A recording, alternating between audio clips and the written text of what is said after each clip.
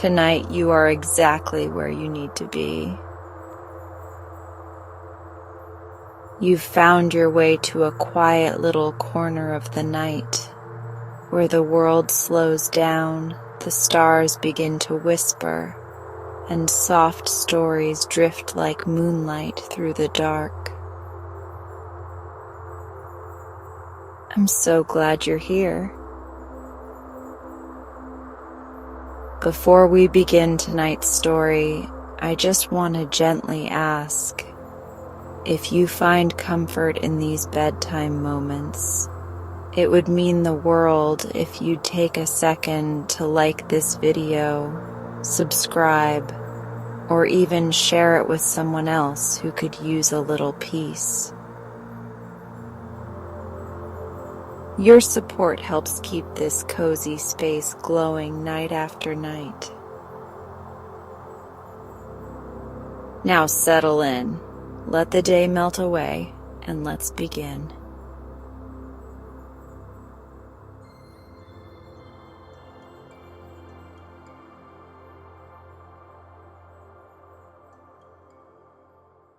It was summer in the land of Denmark, and though for most of the year the country looks flat and ugly, it was beautiful now. The wheat was yellow, the oats were green, the hay was dry and delicious to roll in, and from the old ruined house which nobody lived in down to the edge of the canal was a forest of great burdocks, so tall that a whole family of children might have dwelt in them and never have been found out. It was under these burdocks that a duck had built herself a warm nest, and was not sitting all day on 6 pretty eggs.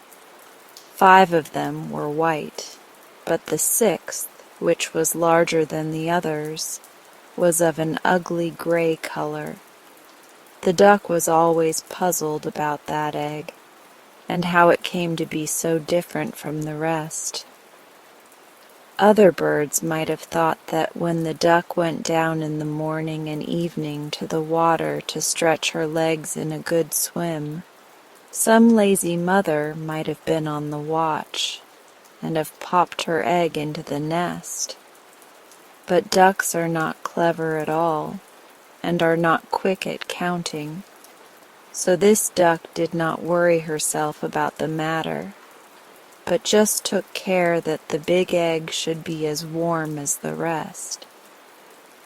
This was the first set of eggs that the duck had ever laid, and, to begin with, she was very pleased and proud, and laughed at the other mothers, who were always neglecting their duties to gossip with each other, or to take little extra swims besides the 2 in the morning and evening that were necessary for health. But at length she grew tired of sitting there all day. "Surely eggs take longer hatching than they did," she said to herself, and she pined for a little amusement also. Still, she knew that if she left her eggs and the ducklings in them to die, none of her friends would ever speak to her again. So there she stayed, only getting off the eggs several times a day to see if the shells were cracking, which may have been the very reason why they did not crack sooner. She had looked at the eggs at least 150 times, when to her joy she saw a tiny crack on 2 of them, and scrambling back to the nest, she drew the eggs closer the one to the other, and never moved for the whole of that day. Next morning she was rewarded by noticing cracks in the whole 5 eggs, and by midday 2 little yellow heads were poking out from the shells. This encouraged her so much that, after breaking the shells with her bill so that the little creatures could get free of them, she sat steadily for a whole night upon the nest, and before the sun arose, the 5 white eggs were empty, and 10 pairs of eyes were gazing out upon the green world.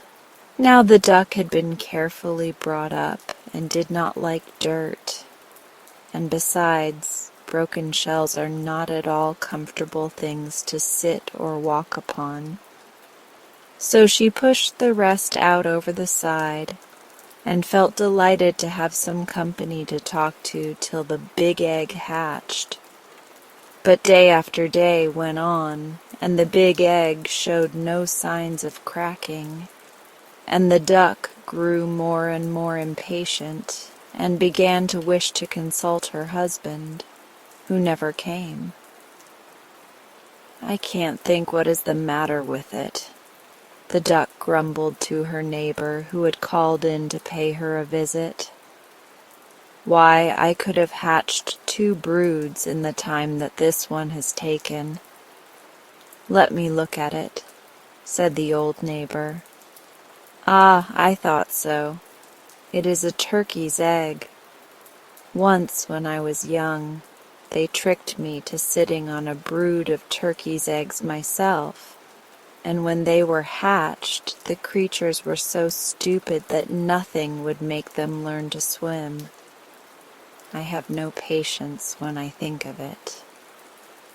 "Well, I will give it another chance," sighed the duck, "and if it does not come out of its shell in another 24 hours, I will just leave it alone and teach the rest of them to swim properly and to find their own food. I really can't be expected to do 2 things at once." And with a fluff of her feathers, she pushed the egg into the middle of the nest. All through the next day she sat on, giving up even her morning bath for fear that a blast of cold might strike the big egg. In the evening, when she ventured to peep, she thought she saw a tiny crack in the upper part of the shell. Filled with hope, she went back to her duties, though she could hardly sleep all night for excitement. When she woke with the first stakes of light, she felt something stirring under her. Yes, there it was at last, and as she moved, a big awkward bird tumbled head foremost on the ground. There was no denying it was ugly. Even the mother was forced to admit that to herself, though she only said it was large and strong. "You won't need any teaching when you are once in the water," she told him, with a glance of surprise at the dull brown which covered his back and at his long naked neck. And indeed he did not, though he was not half so pretty to look at as the little yellow balls that followed her. When they returned, they found the old neighbor on the bank waiting for them to take them into the duck yard. "No, it is not a young turkey, certainly," whispered she in confidence to the mother, "for though it is lean and skinny and has no color to speak of, yet there is something rather distinguished about it, and it holds its head up well." "It is very kind of you to say so," answered the mother, who by this time had some secret doubts of its loveliness. "Of course, when you see it by itself it is all right, though it is different somehow from the others. But one cannot expect all one's children to be beautiful." By this time they had reached the center of the yard, where a very old duck was sitting, who was treated with great respect by all the fowls present. "You must go up and bow low before her," whispered the mother to her children, nodding her head in the direction of the old lady, "and keep your legs well apart as you see me do. No well-bred duckling turns in its toes. It is a sign of common parents. The little ducks tried hard to make their small, fat bodies copy the movements of their mother, and the old lady was quite pleased with them. But the rest of the ducks looked on discontentedly and said to each other, "Oh, dear me, here are ever so many more. The yard is full already. And did you ever see anything quite as ugly as that great tall creature? He is a disgrace to any brood. I shall go and chase him out." So saying, she put up her feathers, and running to the big duckling, bit his neck. The duckling gave a loud quack. It was the first time he had felt any pain, and at the sound his mother turned quickly. "Leave him alone," she said fiercely, "or I will send for his father. He was not troubling you." "No, but he is so ugly and awkward no one can put up with him," answered the stranger. And though the duckling did not understand the meaning of the words, he felt he was being blamed, and became more uncomfortable still when the old Spanish duck who ruled the fowl yard struck in. "It certainly is a great pity he is so different from these beautiful darlings. If he could only be hatched over again." The poor little fellow drooped his head and did not know where to look, but was comforted when his mother answered, "He may not be quite as handsome as the others, but he swims better and is very strong. I am sure he will make his way in the world as well as anybody." "Well, you must feel quite at home here," said the old duck, waddling off. And so they did, all except the duckling, who was snapped at by everyone when they thought his mother was not looking. Even the turkey cock, who was so big, never passed him without mocking words, and his brothers and sisters, who would not have noticed any difference unless it had been put into their heads, soon became as rude and unkind as the rest. At last he could bear it no longer, and one day he fancied he saw signs of his mother turning against him too. So that night, when the ducks and hens were still asleep, he stole away through an open door, and under cover of the burdock leaves scrambled on by the bank of the canal, till he reached a wide grassy moor full of soft marshy places where the reeds grew. Here he lay down, but he was too tired and too frightened to fall asleep, and with the earliest peep of the sun the reeds began to rustle, and he saw that he had blundered into a colony of wild ducks. But as he could not run away again, he stood up and bowed politely. "You are ugly," said the wild ducks, when they had looked him well over. "But, however, it is no business of ours, unless you wish to marry one of our daughters, and that we should not allow."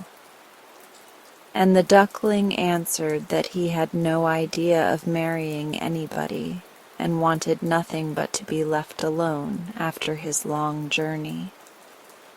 So for 2 whole days he lay quietly among the reeds, eating such food as he could find, and drinking the water of the moorland pool, till he felt himself quite strong again. He wished he might stay where he was forever. He was so comfortable and happy, away from everyone, with nobody to bite him and tell him how ugly he was. He was thinking these thoughts when two young ganders caught sight of him as they were having their evening splash among the reeds, looking for their supper. "We are getting tired of this moor," they said, "and tomorrow we think of trying another, where the lakes are larger and the feeding better. Will you come with us?" "Is it nicer than this?"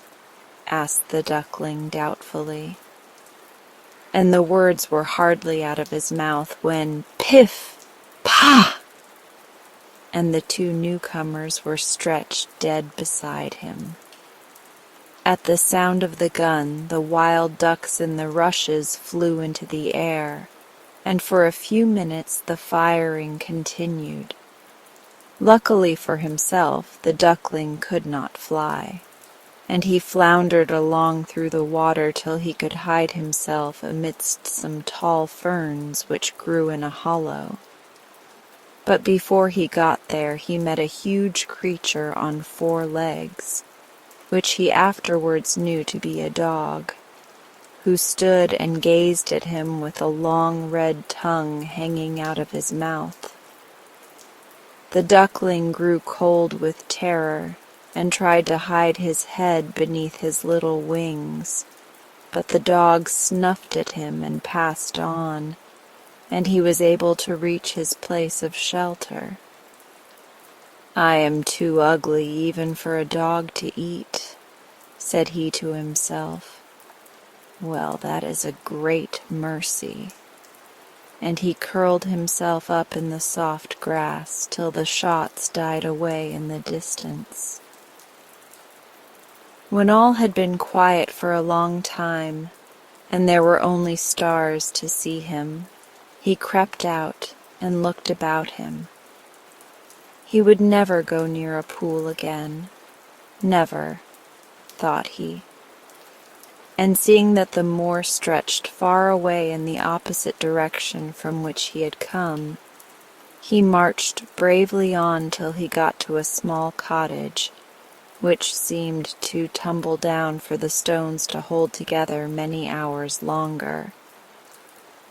Even the door only hung upon one hinge, and as the only light in the room sprang from a tiny fire, the duckling edged himself cautiously in and lay down under a chair close to the broken door, from which he could get out if necessary. But no one seemed to see him or smell him, so he spent the rest of the night in peace. Now in the cottage dwelt an old woman, her cat, and a hen, and it was really they and not she who were masters of the house. The old woman, who passed all her days in spinning yarn which she sold at the nearest town, loved both the cat and the hen as her own children, and never contradicted them in any way.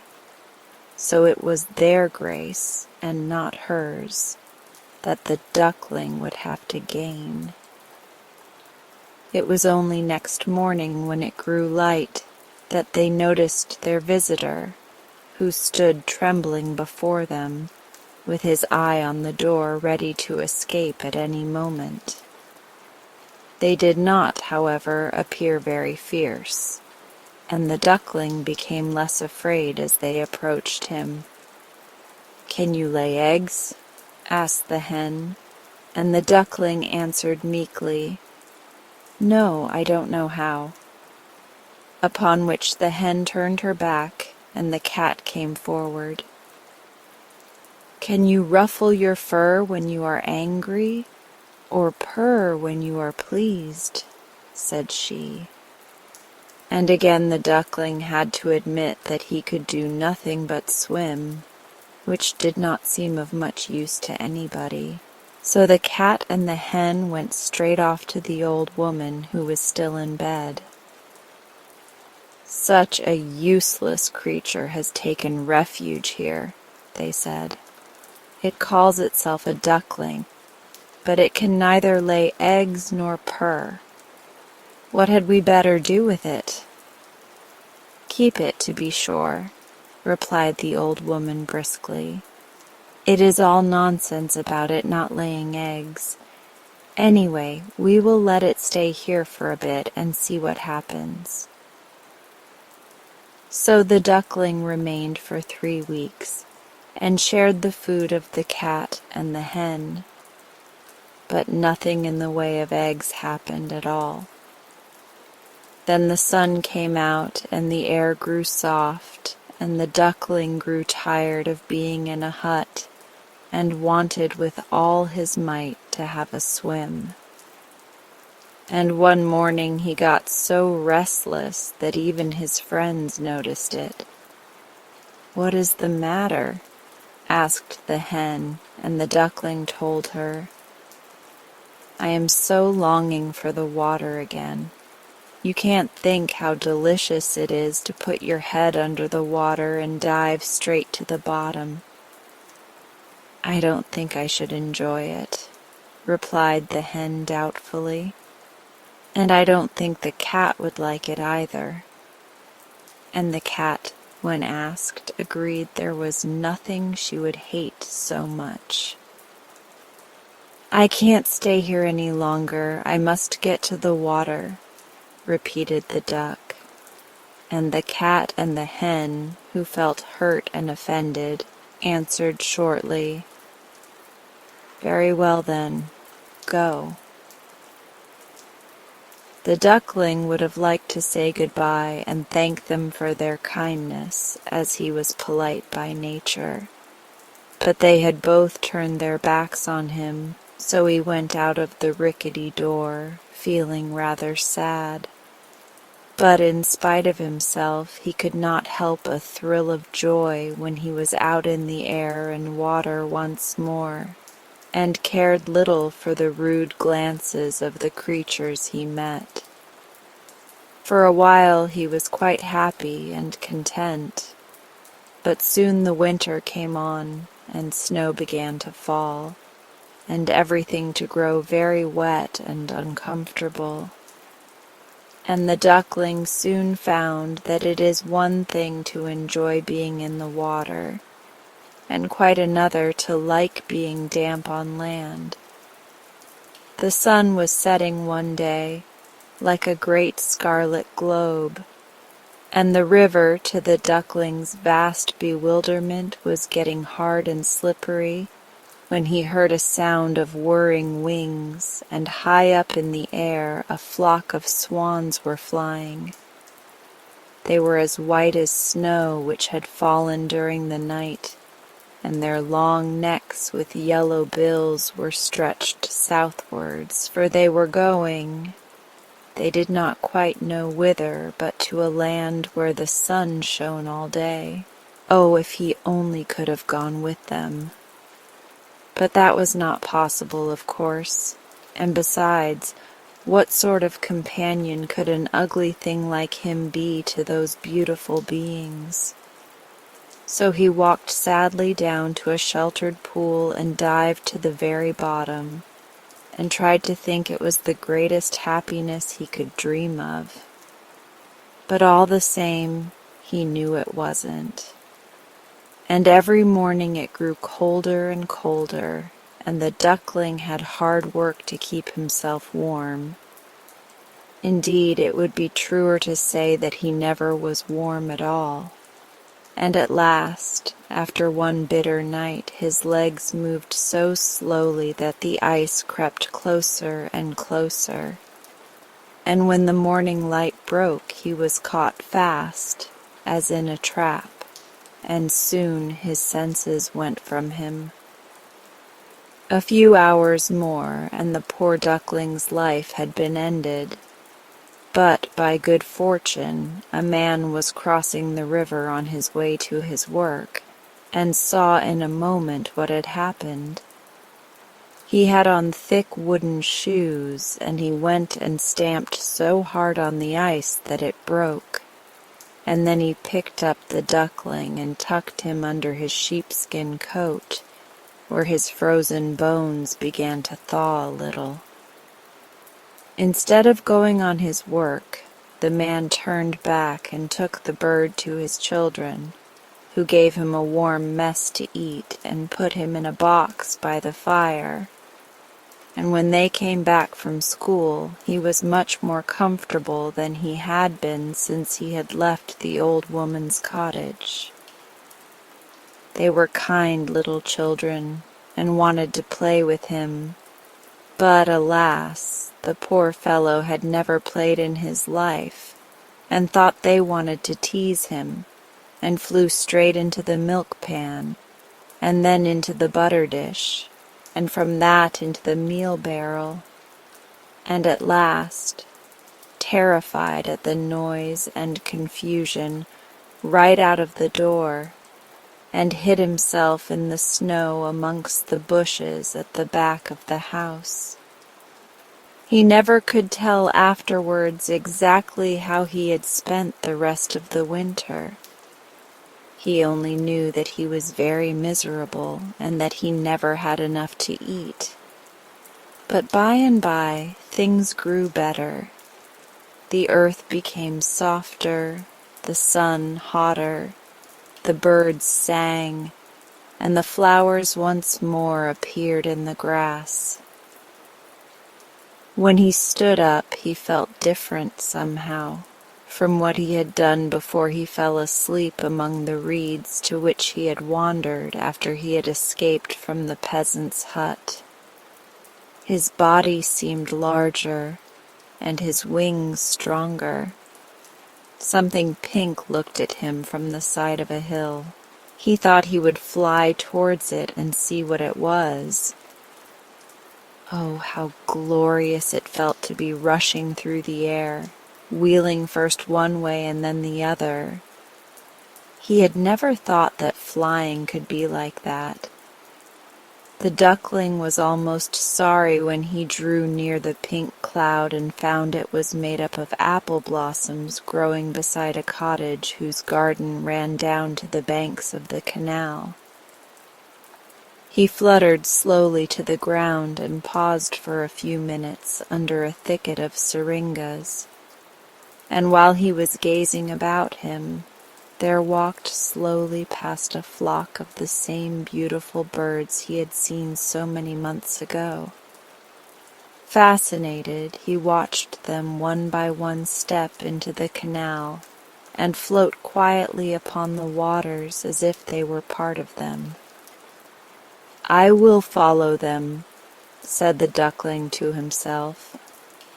"Ugly though I am, I would rather be killed by them than suffer all I have suffered from cold and hunger, and from the ducks and fowls who should have treated me kindly." And flying quickly down to the water, he swam after them as fast as he could. It did not take him long to reach them, for they had stopped to rest in a green pool shaded by a tree whose branches swept the water. And directly they saw him coming, some of the younger ones swam out to meet him with cries of welcome, which again the duckling hardly understood. He approached them glad, yet trembling, and turning to one of the older birds, who by this time had left the shade of the tree, he said, "If I am to die, I would rather you should kill me. I don't know why I was ever hatched, for I am too ugly to live." And as he spoke, he bowed his head and looked down into the water.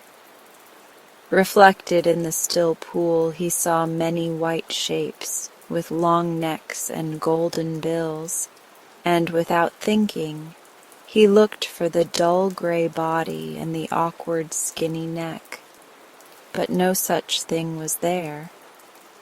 Instead, he beheld beneath him a beautiful white swan. "The new one is the best of all," said the children when they came down to feed the swans with biscuit and cake before going to bed. "His feathers are whiter, and his beak more golden than the rest." And when he heard that, The duckling thought that it was worthwhile having undergone all the persecution and loneliness that he had passed through, as otherwise he would never have known what it was to be really happy.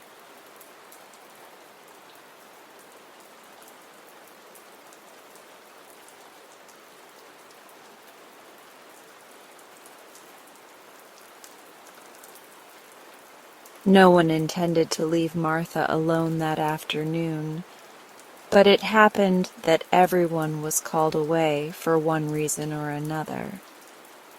Mrs. McFarland was attending the weekly card party held by the Women's Anti-Gambling League. Sister Nell's young man had called quite unexpectedly to take her for a long drive.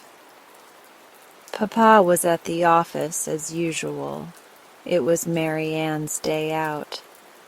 As for Emmeline, she certainly should have stayed in the house and looked after the little girl, but Emmeline had a restless nature.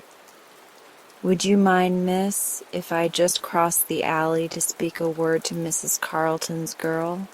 she asked Martha. "Course not," replied the child. "You'd better lock the back door, though, and take the key, for I shall be upstairs." "Oh, I'll do that, of course, miss," said the delighted maid, and ran away to spend the afternoon with her friend, leaving Martha quite alone in the big house and locked in into the bargain. The little girl read a few pages in her new book, sewed a few stitches in her embroidery, and started to play visiting with her 4 favorite dolls.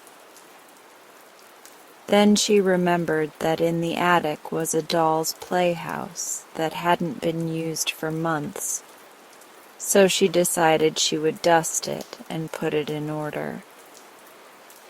Filled with this idea, the girl climbed the winding stairs to the big room under the roof. It was well lighted by 3 dormer windows and was warm and pleasant. Around the walls were rows of boxes and trunks, piles of old carpeting, pieces of damaged furniture, bundles of discarded clothing, and other odds and ends of more or less value. Every well-regulated house has an attic of this sort, so I need not describe it. The doll's house had been moved, but after a search Martha found it away over in a corner near the big chimney. She drew it out and noticed that behind it was a black wooden chest which Uncle Walter had sent over from Italy years and years ago, before Martha was born, in fact. Mamma had told her about it one day, how there was no key to it, because Uncle Walter wished it to remain unopened until he returned home, and how this wandering uncle, who was a mighty hunter, had gone into Africa to hunt elephants and had never been heard from afterwards. The little girl looked at the chest curiously, now that it had by accident attracted her attention. It was quite big, bigger even than Mamma's traveling trunk, and was studded all over with tarnished brass-headed nails. It was heavy, too, for when Martha tried to lift one end of it, she found she could not stir it a bit. But there was a place in the side of the cover for a key. She stooped to examine the lock and saw that it would take a rather big key to open it. Then, as you may suspect, the little girl longed to open Uncle Walter's big box and see what was in it. For we are all curious, and little girls are just as curious as the rest of us. "I don't believe Uncle Walter'll ever come back," she thought. Papa said once that some elephant must have killed him. If I only had a key.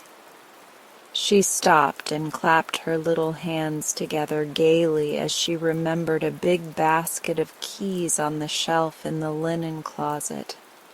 They were of all sorts and sizes. Perhaps one of them would unlock the mysterious chest. She flew down the stairs, found the basket, and returned with it to the attic. Then she sat down before the brass-studded box and began trying one key after another in the curious old lock. Some were too large, but most were too small. One would go into the lock, but would not turn. Another stuck so fast that she feared for a time that she would never get it out again. But at last, when the basket was almost empty, an oddly shaped ancient brass key slipped easily into the lock. With a cry of joy, Martha turned the key with both hands. Then she heard a sharp click, and the next moment the heavy lid flew up of its own accord. The little girl leaned over the edge of the chest an instant, and the sight that met her eyes caused her to start back in amazement. Slowly and carefully, a man unpacked himself from the chest, stepped out upon the floor, stretched his limbs, and then took off his hat and bowed politely to the astonished child. He was tall and thin, and his face seemed badly tanned or sunburnt. Then another man emerged from the chest, yawning and rubbing his eyes like a sleepy schoolboy. He was of middle size, and his skin seemed as badly tanned as that of the first. While Martha stared open-mouthed at the remarkable sight, a third man crawled from the chest. He had the same complexion as his fellows, but was short and fat. All three were dressed in a curious manner. They wore short jackets of red velvet braided with gold, and knee breeches of sky-blue satin with silver buttons. Over their stockings were laced wide ribbons of red and yellow and blue, while their hats had broad brims with high peaked crowns, from which fluttered yards of bright-colored ribbons. They had big gold rings in their ears and rows of knives and pistols in their belts. Their eyes were black and glittering, and they wore long, fierce mustaches, curling at the ends like a pig's tail. "My, but you were heavy!" exclaimed the fat one, when he had pulled down his velvet jacket and brushed the dust from his sky-blue breeches. "And you squeezed me all out of shape." "It was unavoidable, Luigi," responded the thin man lightly. "The lid of the chest pressed me down upon you. Yet I tender you my regrets." "As for me," said the middle-sized man, carelessly rolling a cigarette and lighting it, "you must acknowledge I have been your nearest friend for years, so do not be disagreeable." "You mustn't smoke in the attic," said Martha, recovering herself at sight of the cigarette. "You might set the house on fire." The middle-sized man, who had not noticed her before, at this speech turned to the girl and bowed. "Since a lady requests it," said he, "I shall abandon my cigarette," and he threw it on the floor and extinguished it with his foot. "Who are you?" asked Martha, who until now had been too astonished to be frightened. "Permit us to introduce ourselves," said the thin man, flourishing his hat gracefully. "This is Luigi." The fat man nodded. "And this is Benny." The middle-sized man bowed. "And I am Victor. We are 3 bandits, Italian bandits." "Bandits!" cried Martha with a look of horror. "Exactly. Perhaps in all the world there are not 3 other bandits so terrible and fierce as ourselves," said Victor proudly. "'Tis so," said the fat man, nodding gravely. "But it's wicked!" exclaimed Martha. "Yes, indeed," replied Victor. "We are extremely and tremendously wicked. Perhaps in all the world you could not find 3 men more wicked than those who now stand before you." "'Tis so," said the fat man approvingly. "But you shouldn't be so wicked," said the girl. It's naughty." Victor cast down his eyes and blushed. "Naughty," gasped Benny with a horrified look. "'Tis a hard word," said Luigi sadly, and buried his face in his hands. "I little thought," murmured Victor in a voice broken by emotion, "ever to be so reviled, and by a lady. Yet perhaps you spoke thoughtlessly. You must consider, miss, that our wickedness has an excuse. For how are we to be bandits, let me ask, unless we are wicked?" Martha was puzzled and shook her head thoughtfully. Then she remembered something. "You can't remain bandits any longer," said she, "because you are now in America." "America!" cried the 3 together. "Certainly. You are on Prairie Avenue in Chicago.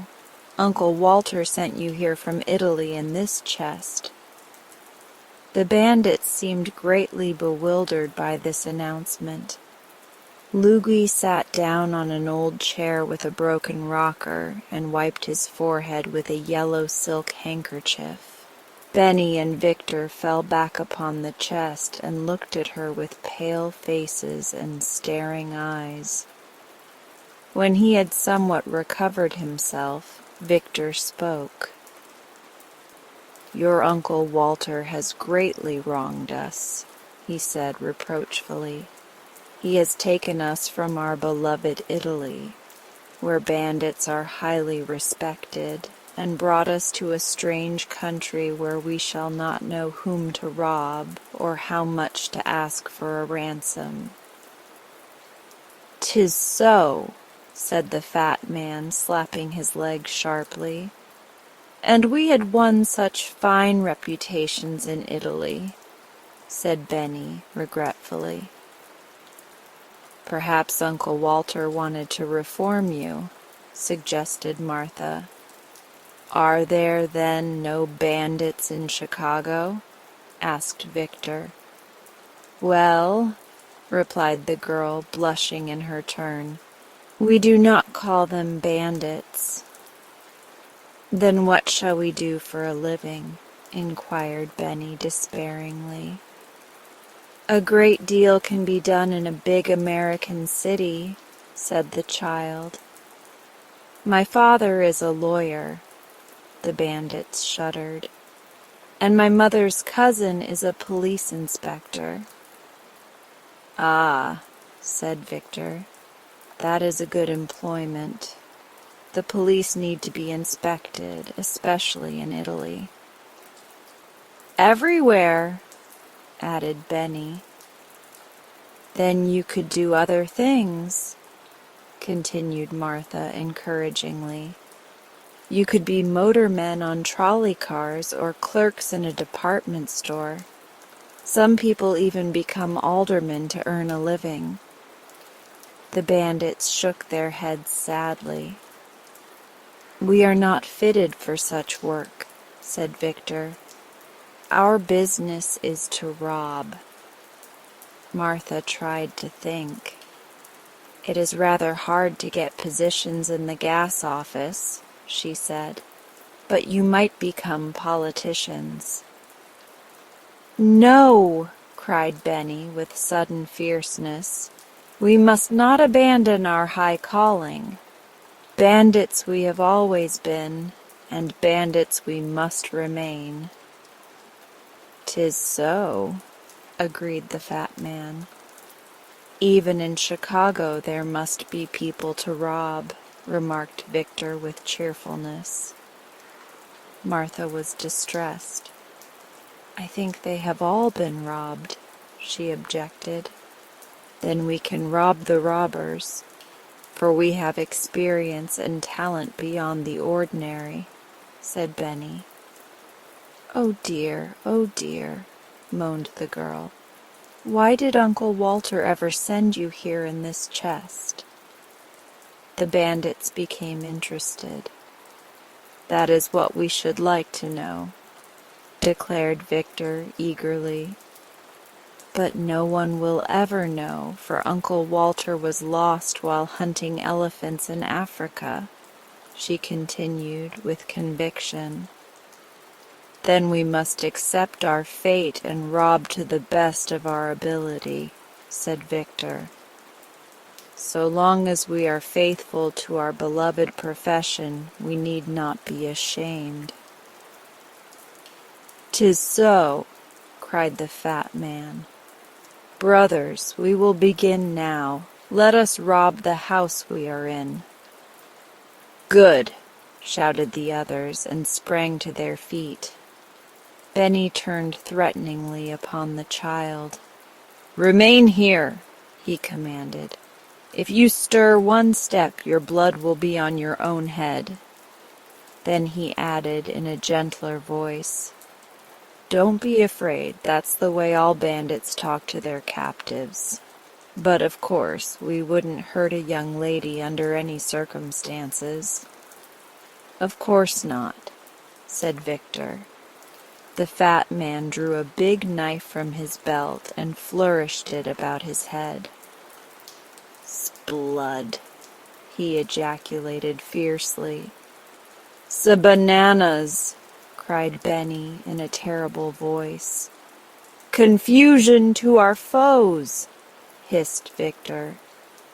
And then the three bent themselves nearly double and crept stealthily down the stairway with cocked pistols in their hands and glittering knives between their teeth, leaving Martha trembling with fear and too horrified to even cry for help.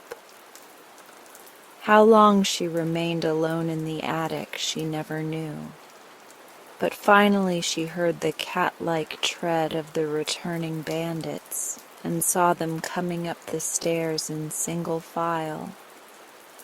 All bore heavy loads of plunder in their arms, and Lugui was balancing a mince pie on the top of a pile of her mother's best evening dresses. Victor came next with an armful of bric-a-brac, a brass candelabra, and the parlor clock. Benny had the family Bible, the basket of silverware from the sideboard, a copper kettle, and Papa's fur overcoat. "Oh, joy," said Victor, putting down his load. "It is pleasant to rob once more." "Oh, ecstasy," said Benny, but he let the kettle drop on his toe and immediately began dancing around in anguish, while he muttered queer words in the Italian language. "We have much wealth," continued Victor, holding the mince pie while Lugui added his spoils to the heap. "And all from one house. This America must be a rich place." With a dagger he then cut himself a piece of the pie and handed the remainder to his comrades, whereupon all three sat upon the floor and consumed the pie while Martha looked on sadly. "We should have a cave," remarked Benny, "for we must store our plunder in a safe place. Can you tell us of a secret cave?" he asked Martha. "There's a mammoth cave," she answered. "But it's in Kentucky. You would be obliged to ride on the cars a long time to get there." The three bandits looked thoughtful and munched their pie silently, but the next moment they were startled by the ringing of the electric doorbell, which was heard plainly even in the remote attic. "What's that?" demanded Victor in a hoarse voice, as the three scrambled to their feet with drawn daggers.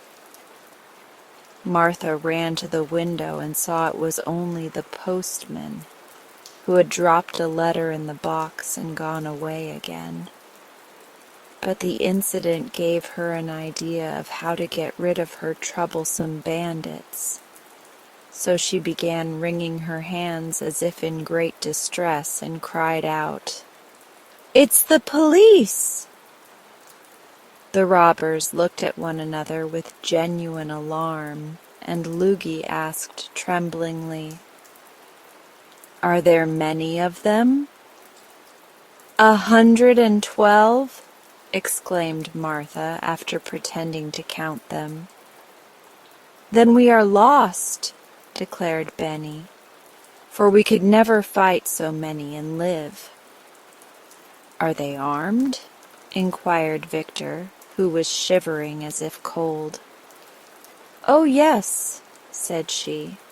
"They have guns and swords and pistols and axes and— "And what?" demanded Lugui. "And cannons."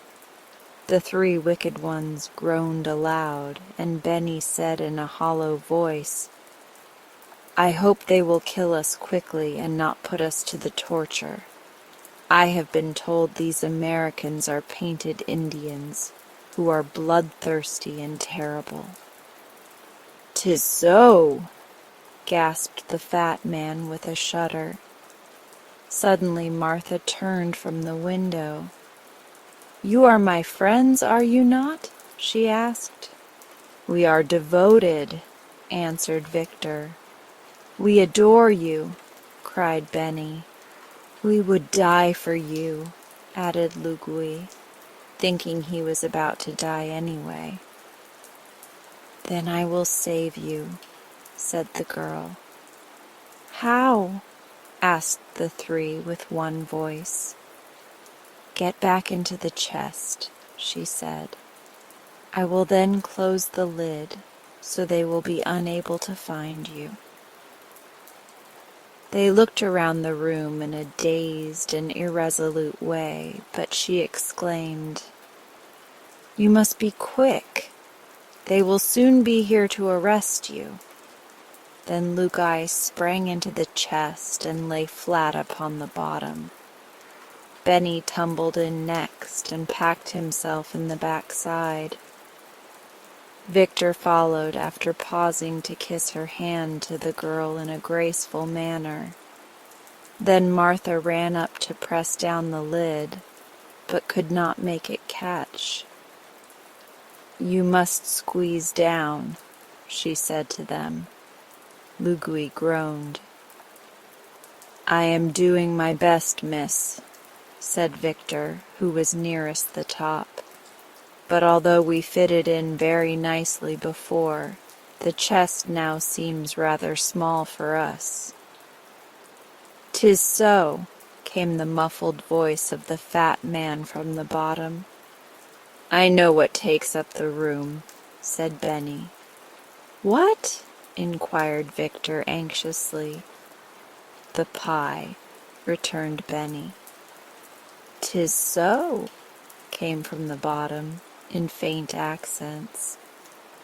Then Martha sat upon the lid and pressed it down with all her weight.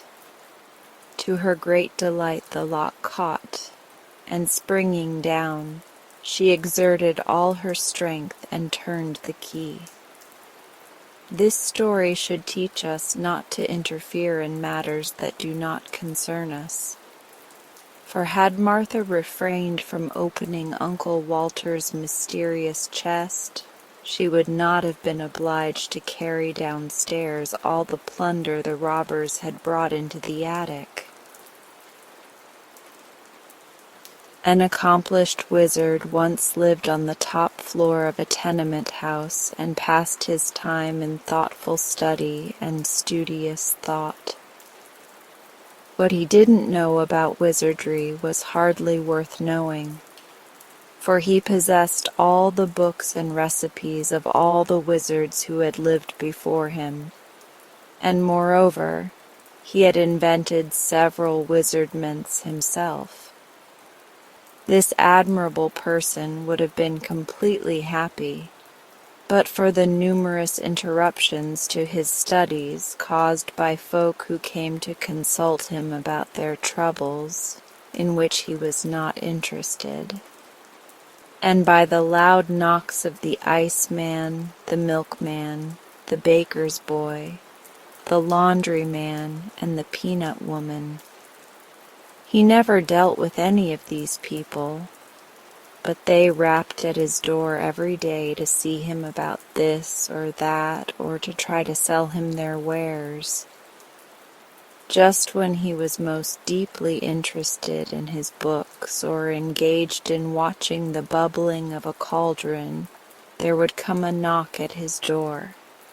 And after sending the intruder away, he always found he had lost his train of thought or ruined his compound. At length these interruptions aroused his anger, and he decided he must have a dog to keep people away from his door. He didn't know where to find a dog, but in the next room lived a poor glass blower with whom he had a slight acquaintance. So he went into the man's apartment and asked, "Where can I find a dog?" "What sort of a dog?" inquired the glass blower. "A good dog, one that will bark at people and drive them away, one that will be no trouble to keep and won't expect to be fed, one that has no fleas and is neat in his habits, one that will obey me when I speak to him. In short, a good dog," said the wizard. "Such a dog is hard to find," returned the glass blower, who was busy making a blue glass flower pot with a pink glass rose bush in it, having green glass leaves and yellow glass roses. The wizard watched him thoughtfully. "Why cannot you blow me a dog out of glass?" he asked presently. "I can," declared the glass blower, "but it would not bark at people, you know." "Oh, I'll fix that easily enough," replied the other. "If I could not make a glass dog bark, I would be a mighty poor wizard." "Very well. If you can use a glass dog, I'll be pleased to blow one for you. Only you must pay for my work." "Certainly," agreed the wizard. "But I have none of that horrid stuff you call money. You must take some of my wares in exchange." The glass blower considered the matter for a moment. "Could you give me something to cure my rheumatism?" he asked. "Oh, yes, easily." "Then it's a bargain. I'll start the dog at once. What color of glass shall I use?" "Pink is a pretty color," said the wizard. "And it's unusual for a dog, isn't it?" "Very," answered the glass blower, "but it shall be pink." So the wizard went back to his studies, and the glass blower began to make the dog. Next morning he entered the wizard's room with the glass dog under his arm and set it carefully upon the table. It was a beautiful pink in color, with a fine coat of spun glass, and about its neck was twisted a blue glass ribbon. Its eyes were specks of black glass and sparkled intelligently, as do many of the glass eyes worn by men. The wizard expressed himself pleased with the glass blower's skill, and at once handed him a small vial. "This will cure your rheumatism," he said. "But the vial is empty," protested the glass blower. "Oh no, there is one drop of liquid in it," was the wizard's reply. "Will one drop cure my rheumatism?" inquired the glass blower in wonder. "Most certainly. That is a marvelous remedy. The one drop contained in the vial will cure instantly any kind of disease ever known to humanity.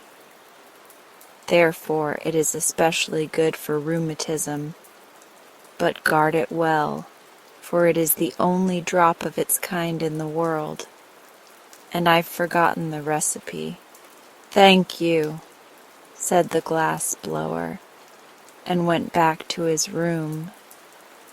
Then the wizard cast a wizzy spell and mumbled several very learned words in the wizardese language over the glass dog, whereupon the little animal first wagged its tail from side to side, then winked his left eye knowingly, and at last began barking in a most frightful manner. That is, when you stop to consider the noise came from a pink glass dog. There is something almost astonishing in the magic arts of wizards, unless, of course, you know how to do the things yourself, when you are not expected to be surprised at them. The wizard was as delighted as a school teacher at the success of his spell, although he was not astonished. Immediately he placed the dog outside his door, where it would bark at anyone who dared knock and so disturb the studies of its master. The glass blower, on returning to his room, decided not to use the one drop of wizard cure-all just then. "My rheumatism is better today," he reflected, "and I will be wise to save the medicine for a time when I am very ill, when it will be of more service to me." So he placed the vial in his cupboard and went to work blowing more roses out of glass.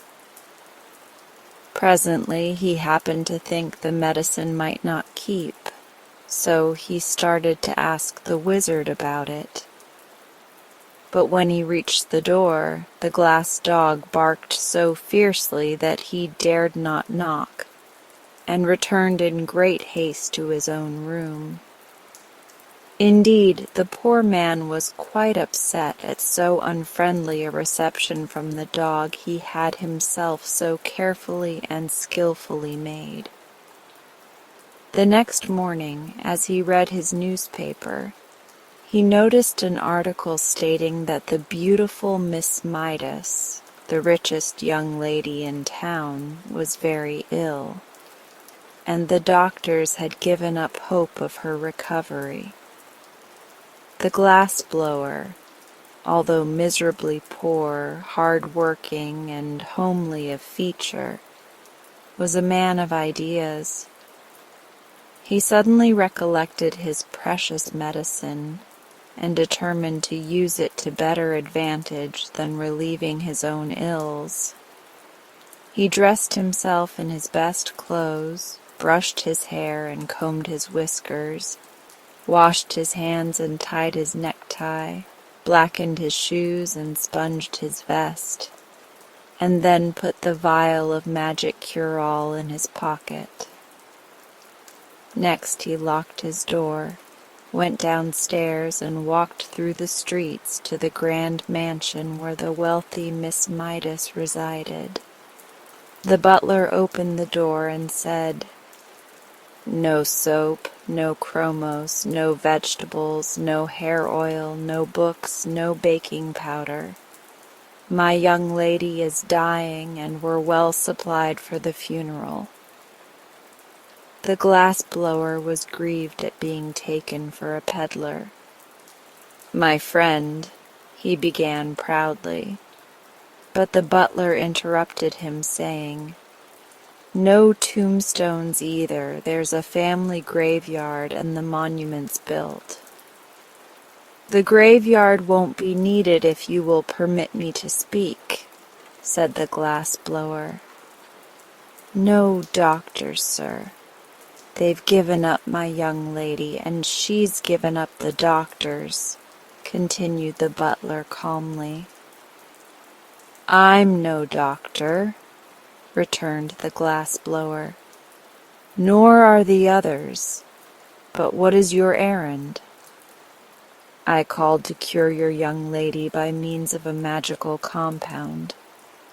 "Step in, please, and take a seat in the hall. I'll speak to the housekeeper," said the butler more politely. So he spoke to the housekeeper, and the housekeeper mentioned the matter to the steward, and the steward consulted the chef, and the chef kissed the lady's maid and sent her to see the stranger. Thus are the very wealthy hedged around with ceremony, even when dying. When the lady's maid heard from the glass blower that he had a medicine which would cure her mistress, she said, "I'm glad you came." "But," said he, "if I restore your mistress to health, she must marry me." "I'll make inquiries and see if she's willing," answered the maid, and went at once to consult Miss Midas. The young lady did not hesitate an instant. "I'd marry any old thing rather than die," she cried. "Bring him here at once." So the glass blower came, poured the magic drop into a little water, gave it to the patient, and the next minute Miss Midas was as well as she had ever been in her life. "Dear me," she exclaimed, "I've an engagement at the Fritters' reception tonight. Bring my pearl-colored silk, Marie, and I will begin my toilet at once. And don't forget to cancel the order for the funeral flowers and your mourning gown." "But Miss Midas," remonstrated the glass blower, who stood by, "you promised to marry me if I cured you." "I know," said the young lady, "but we must have time to make proper announcement in the society papers and have the wedding cards engraved. Call tomorrow and we'll talk it over." The glass blower had not impressed her favorably as a husband, and she was glad to find an excuse for getting rid of him for a time, and she did not want to miss the Fritters' reception. Yet the man went home filled with joy, for he thought his stratagem had succeeded, and he was about to marry a rich wife who would keep him in luxury forever afterward. The first thing he did on reaching his room was to smash his glass-blowing tools and throw them out of the window. He then sat down to figure out ways of spending his wife's money. The following day he called upon Miss Midas, who was reading a novel and eating chocolate creams as happily as if she had never been ill in her life. "Where did you get the magic compound that cured me?" she asked. "From a learned wizard," said he, and then, thinking it would interest her, he told how he had made the glass dog for the wizard, and how it barked and kept everybody from bothering him. "How delightful," she said. "I've always wanted a glass dog that could bark." "But there is only one in the world," he answered, "and it belongs to the wizard." "You must buy it for me," said the lady. "The wizard cares nothing for money," replied the glass blower. "Then you must steal it for me," she retorted. "I can never live happily another day unless I have a glass dog that can bark." The glass blower was much distressed at this, but said he would see what he could do.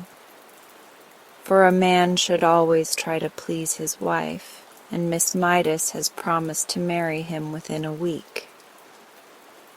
On his way home he purchased a heavy sack, and when he passed the wizard's door and the pink glass dog ran out to bark at him, he threw the sack over the dog, tied the opening with a piece of twine, and carried him away to his own room. The next day he sent the sack by a messenger boy to Miss Midas with his compliments, and later in the afternoon he called upon her in person, feeling quite sure he would be received with gratitude for stealing the dog she so greatly desired.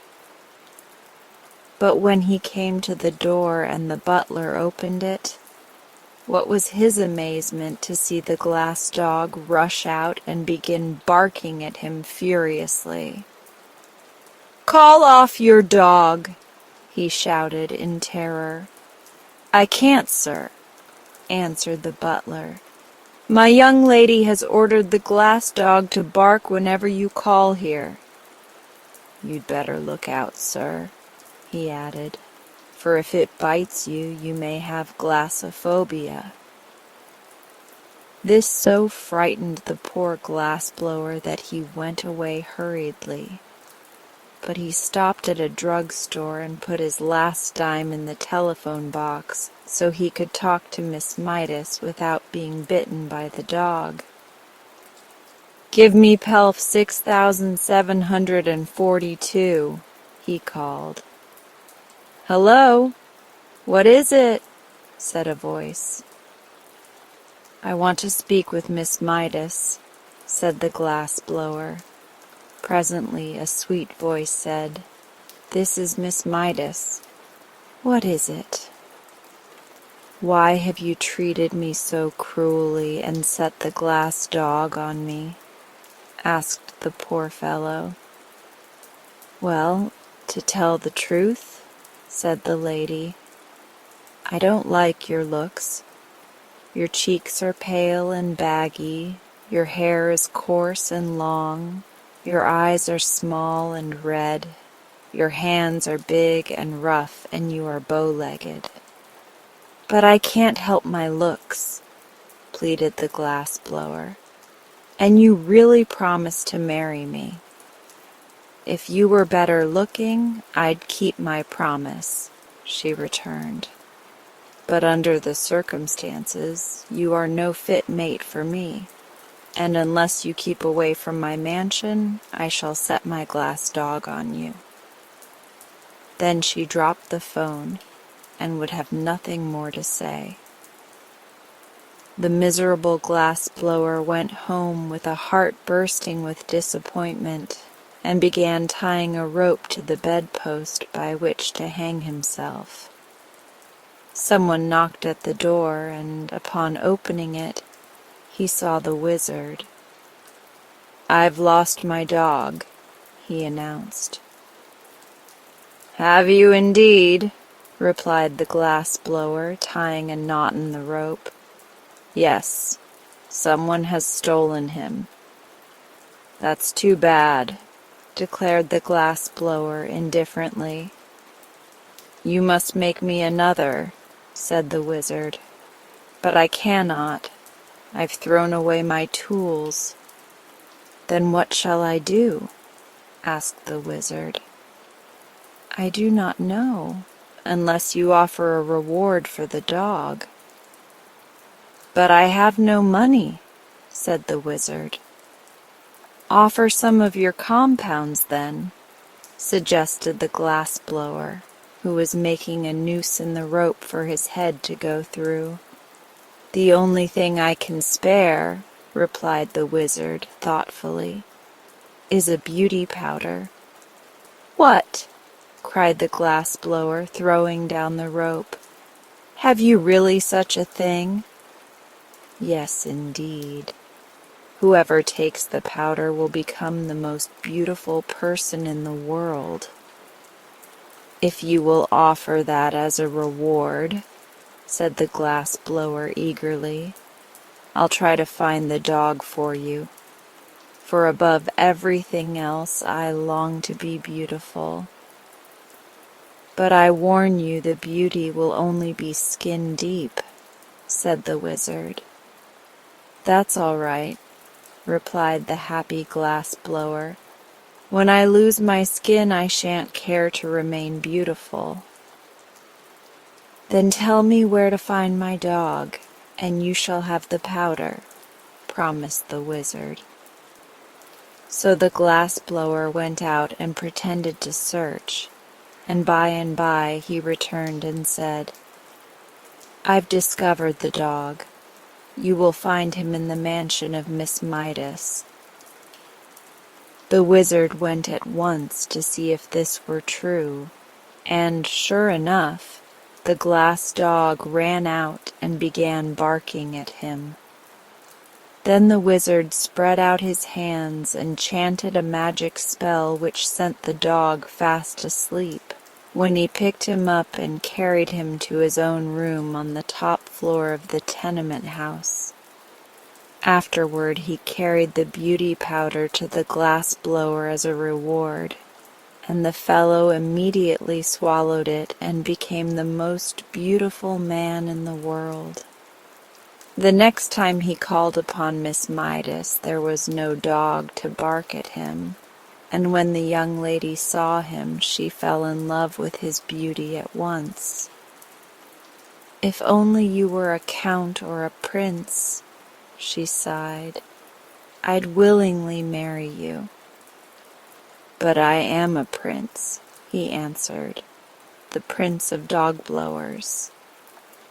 "Ah," said she, "then if you are willing to accept an allowance of $4 a week, I'll order the wedding cards engraved." The man hesitated, but when he thought of the rope hanging from his bedpost, he consented to the terms. So they were married, and the bride was very jealous of her husband's beauty and led him a dog's life. So he managed to get into debt and made her miserable in turn.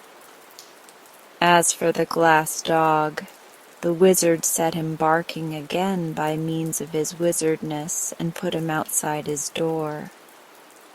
I suppose he is there yet, and am rather sorry, for I should like to consult the wizard about the moral to this story.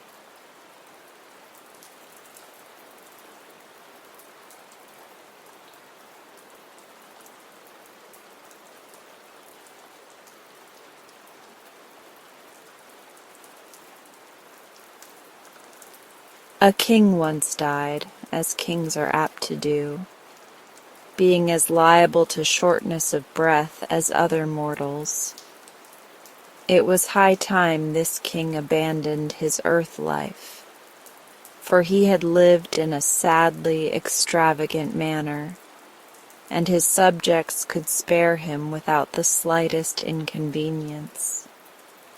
His father had left him a full treasury, both money and jewels being in abundance. But the foolish king just deceased had squandered every penny in riotous living.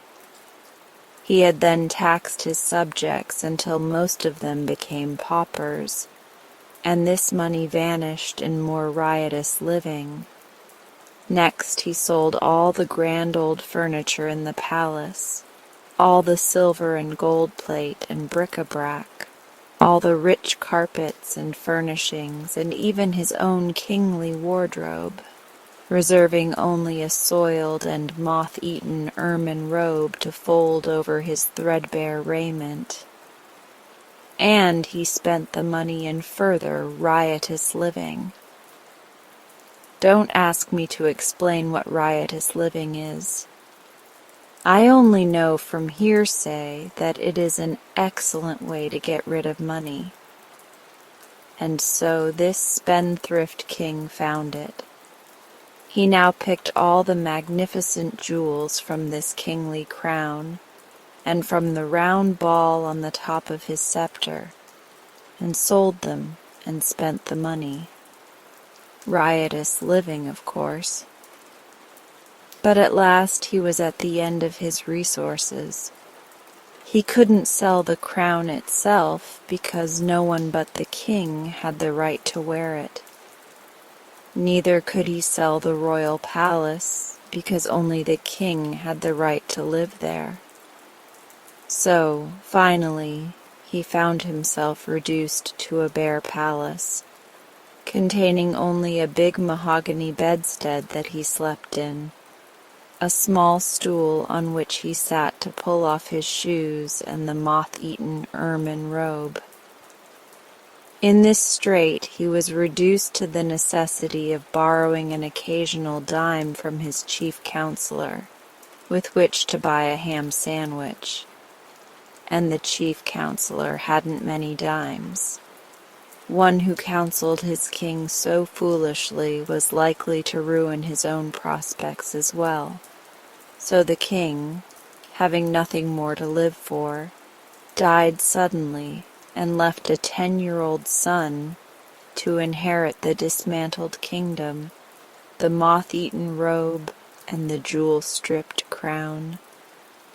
No one envied the child, who had scarcely been thought of until he became king himself. Then he was recognized as a personage of some importance, and the politicians and hangers-on, headed by the chief counselor of the kingdom, held a meeting to determine what could be done for him.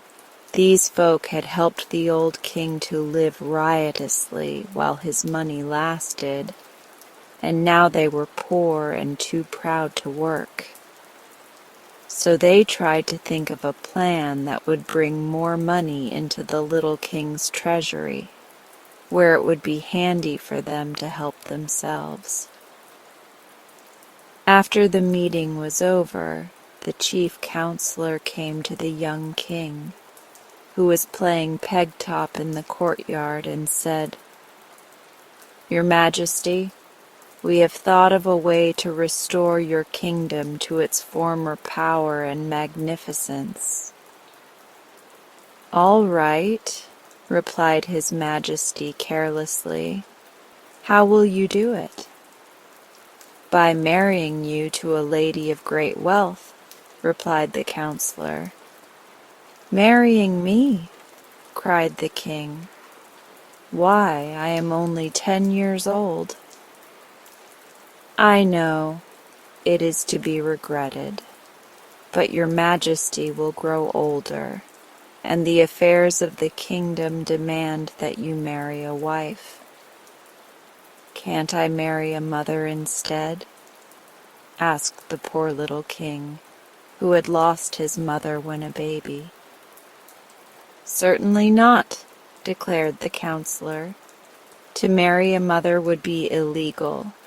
To marry a wife is right and proper." "Can't you marry her yourself?" inquired His Majesty, aiming his peg-top at the chief counselor's toe, and laughing to see how he jumped to escape it. "Let me explain," said the other. "You haven't a penny in the world, but you have a kingdom. There are many rich women who would be glad to give their wealth in exchange for a queen's coronet, even if the king is but a child. So we have decided to advertise that the one who bids the highest shall become the Queen of Quok." "If I must marry at all," said the king after a moment's thought, "I prefer to marry Nyana, the armorer's daughter." "She is too poor," replied the counselor. "Her teeth are pearls, Her eyes are amethysts, and her hair is gold," declared the little king. "True, your majesty, but consider that your wife's wealth must be used. How would Nyana look after you have pulled her teeth of pearls, plucked out her amethyst eyes, and shaved her golden head?" The boy shuddered. "Have your own way," he said despairingly. "Only let the lady be as dainty as possible and a good playfellow." "We shall do our best," returned the chief counselor, and went away to advertise throughout the neighboring kingdoms for a wife for the boy king of Quock. There were so many applicants for the privilege of marrying the little king that it was decided to put him up at auction, in order that the largest possible sum of money should be brought into the kingdom. So, on the day appointed, the ladies gathered at the palace from all the surrounding kingdoms, from Bilkon, Mulgravia, Junkum, and even as far away as the Republic of Macbelt. The chief counselor came to the palace early in the morning and had the king's face washed and his hair combed, and then he padded the inside of the crown with old newspapers to make it small enough to fit his majesty's head. It was a sorry-looking crown, having many big and little holes in it where the jewels had once been, and it had been neglected and knocked around until it was quite battered and tarnished. Yet, as the counselor said, it was the king's crown, and it was quite proper he should wear it on the solemn occasion of his auction. Like all boys, be they kings or paupers, His Majesty had torn and soiled his one suit of clothes so that they were hardly presentable, and there was no money to buy new ones. Therefore the counselor wound the old ermine robe around the king and sat him upon the stool in the middle of the otherwise empty audience chamber. And around him stood all the courtiers and politicians and hangers-on of the kingdom, consisting of such people as were too proud or lazy to work for a living. There was a great number of them, you may be sure, and they made an imposing appearance.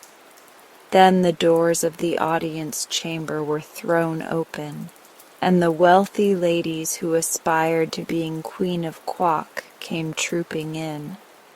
The king looked them over with much anxiety and decided they were each and all old enough to be his grandmother, and ugly enough to scare away the crows from the royal cornfields. After which he lost interest in them. But the rich ladies never looked at the poor little king squatting upon his stool. They gathered at once about the chief counselor who acted as auctioneer. "How much am I offered for the coronet of the Queen of Quock?" asked the counselor in a loud voice. "Where is the coronet?" inquired a fussy old lady who had just buried her 9th husband and was worth several millions.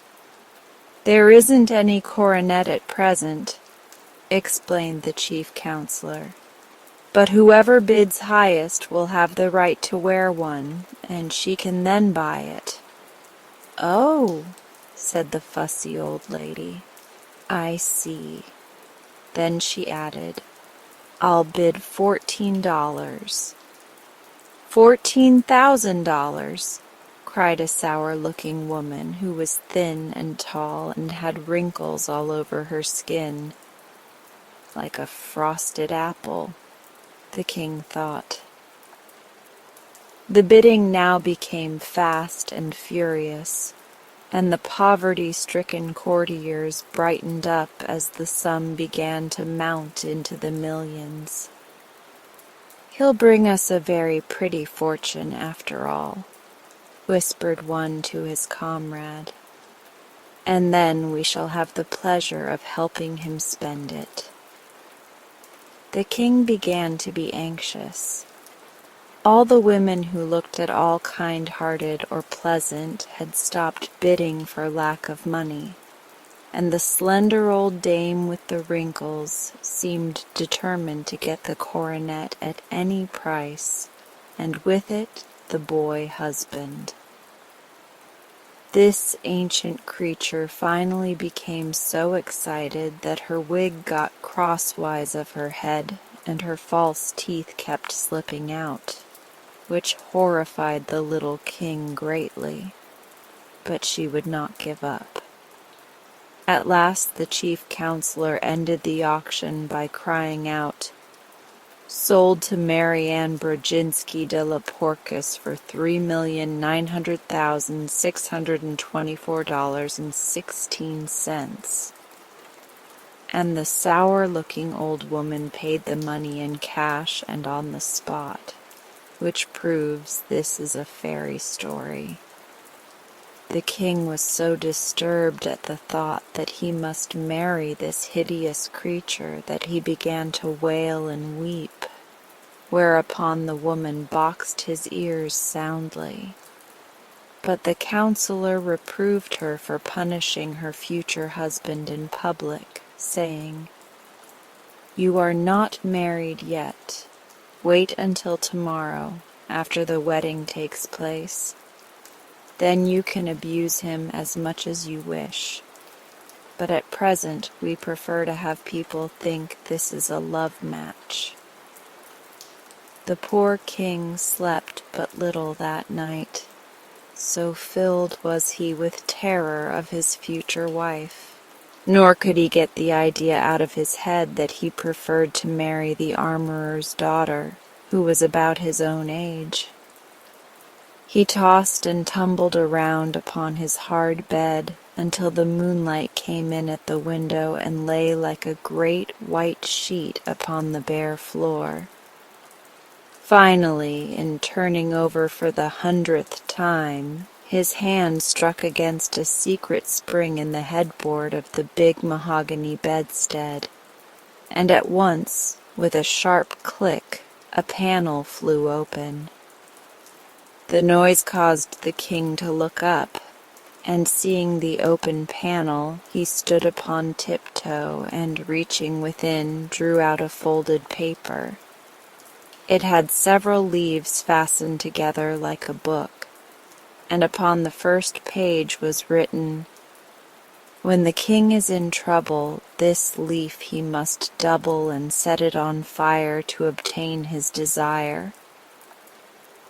This was not very good poetry, but when the king had spelled it out in the moonlight, he was filled with joy.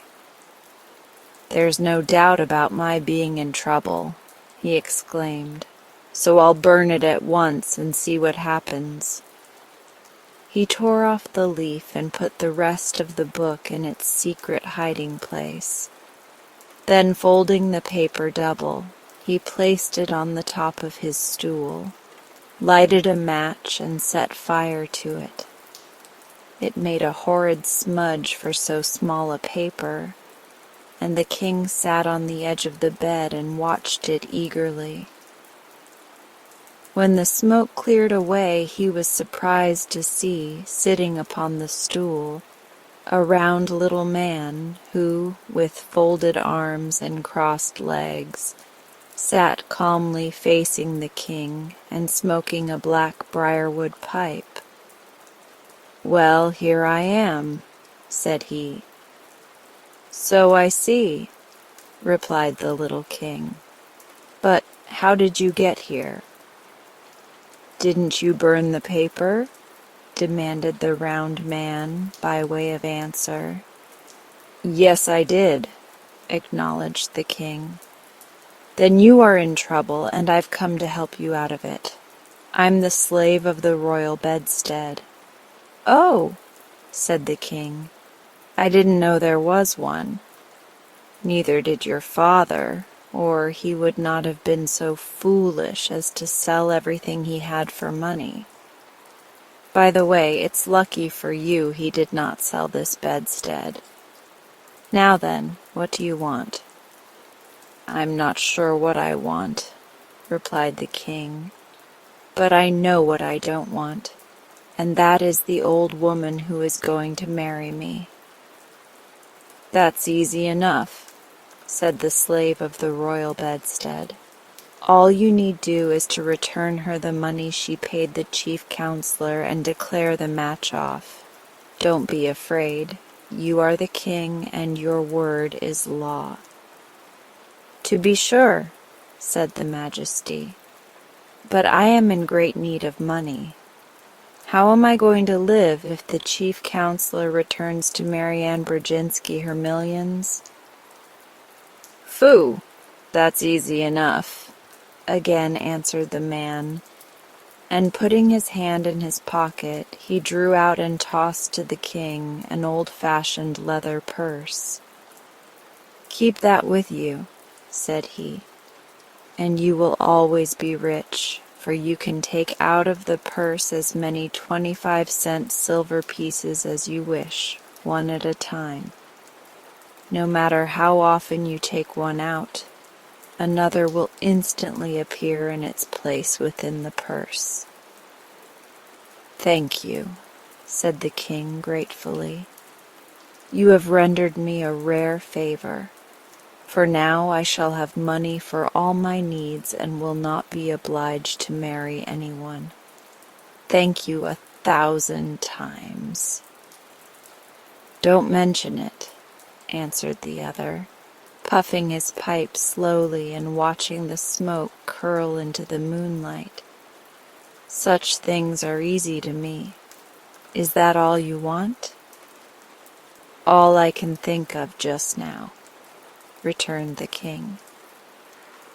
"Then please close that secret panel in the bedstead," said the man. "The other leaves of the book may be of use to you some time." The boy stood upon the bed as before, and, reaching up, closed the opening so that no one else could discover it. Then he turned to face his visitor, but the slave of the royal bedstead had disappeared.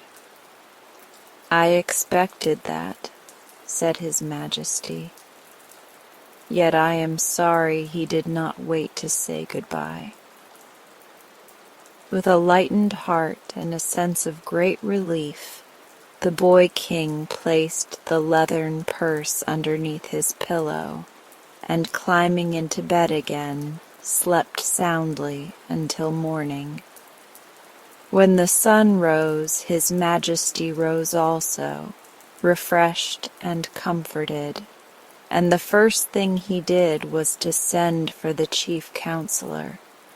That mighty personage arrived looking glum and unhappy, but the boy was too full of his own good fortune to notice it. Said he, "I have decided not to marry anyone, for I have just come into a fortune of my own. Therefore I command you return to that old woman the money she has paid you for the right to wear the coronet of the Queen of Quock, and make public declaration that the wedding will not take place." Hearing this, the counselor began to tremble, for he saw the young king had decided to reign in earnest, and he looked so guilty that his Majesty inquired, "Well, what is the matter now?" "Sire," replied the wretch in a shaking voice, "I cannot return the woman her money, for I have lost it." "Lost it!" cried the king in mingled astonishment and anger. "Even so, your Majesty. On my way home from the auction last night, I stopped at the drugstore to get some potash lozenges for my throat, which was dry and hoarse with so much loud talking. And your Majesty will admit it was through my efforts the woman was induced to pay so great a price. Well, going into the drugstore, I carelessly left the package of money lying on the seat of my carriage, and when I came out again it was gone, nor was the thief anywhere to be seen. "Did you call the police?" asked the king. "Yes, I called, but they were all on the next block, and although they have promised to search for the robber, I have little hope they will ever find him." The king sighed. "What shall we do now?" he asked. "I fear you must marry Mary Ann Brodzinski," answered the chief counselor, "unless indeed you order the executioner to cut her head off." "That would be wrong," declared the king. "The woman must not be harmed, and it is just that we return her money, for I will not marry her under any circumstances." "Is that private fortune you mentioned large enough to repay her?" asked the counselor. "Why, yes," said the king thoughtfully. "But it will take some time to do it, and that shall be your task. Call the woman here."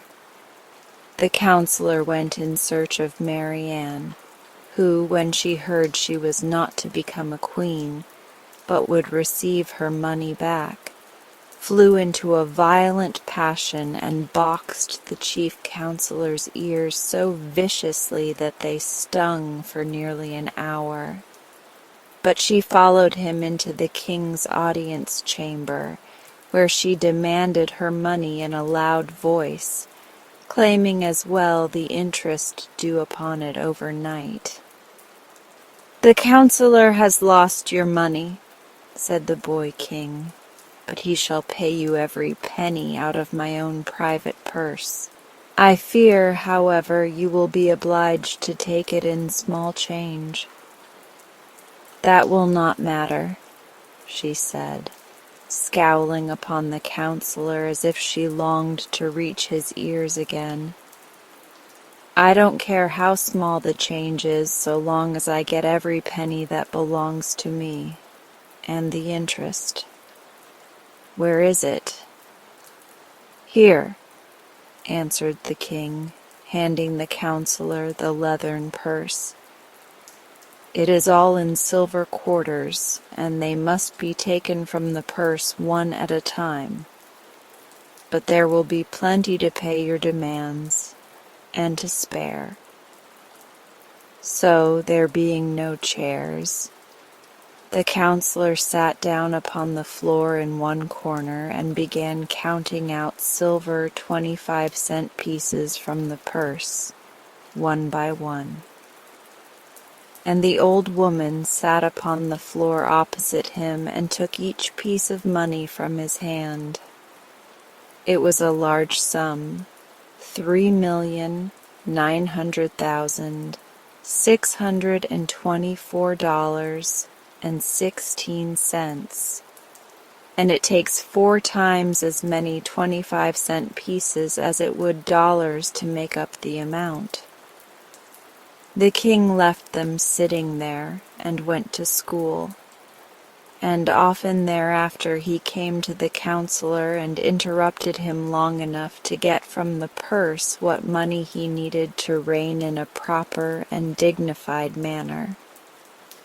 This somewhat delayed the counting, but as it was a long job anyway, that did not matter much. The king grew to manhood and married the pretty daughter of the armorer, and they now have 2 lovely children of their own. Once in a while they go into the big audience chamber of the palace and let the little ones watch the aged, hoary-headed counselor count out silver 25-cent pieces to a withered old woman who watched his every movement to see that he does not cheat her. It is a big sum, 3,900,624.16 in 25-cent pieces. But this is how the counselor was punished for being so careless with the woman's money. And this is how Mary Ann Brodzinski de la Porcus was also punished for wishing to marry a 10-year-old king in order that she might wear the coronet of the Queen of Quok.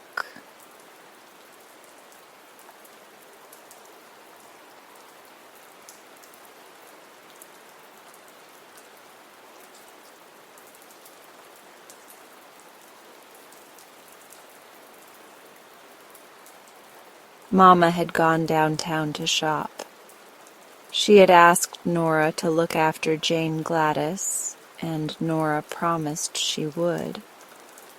But it was her afternoon for polishing the silver, so she stayed in the pantry and left Jane Gladys to amuse herself alone in the big sitting room upstairs.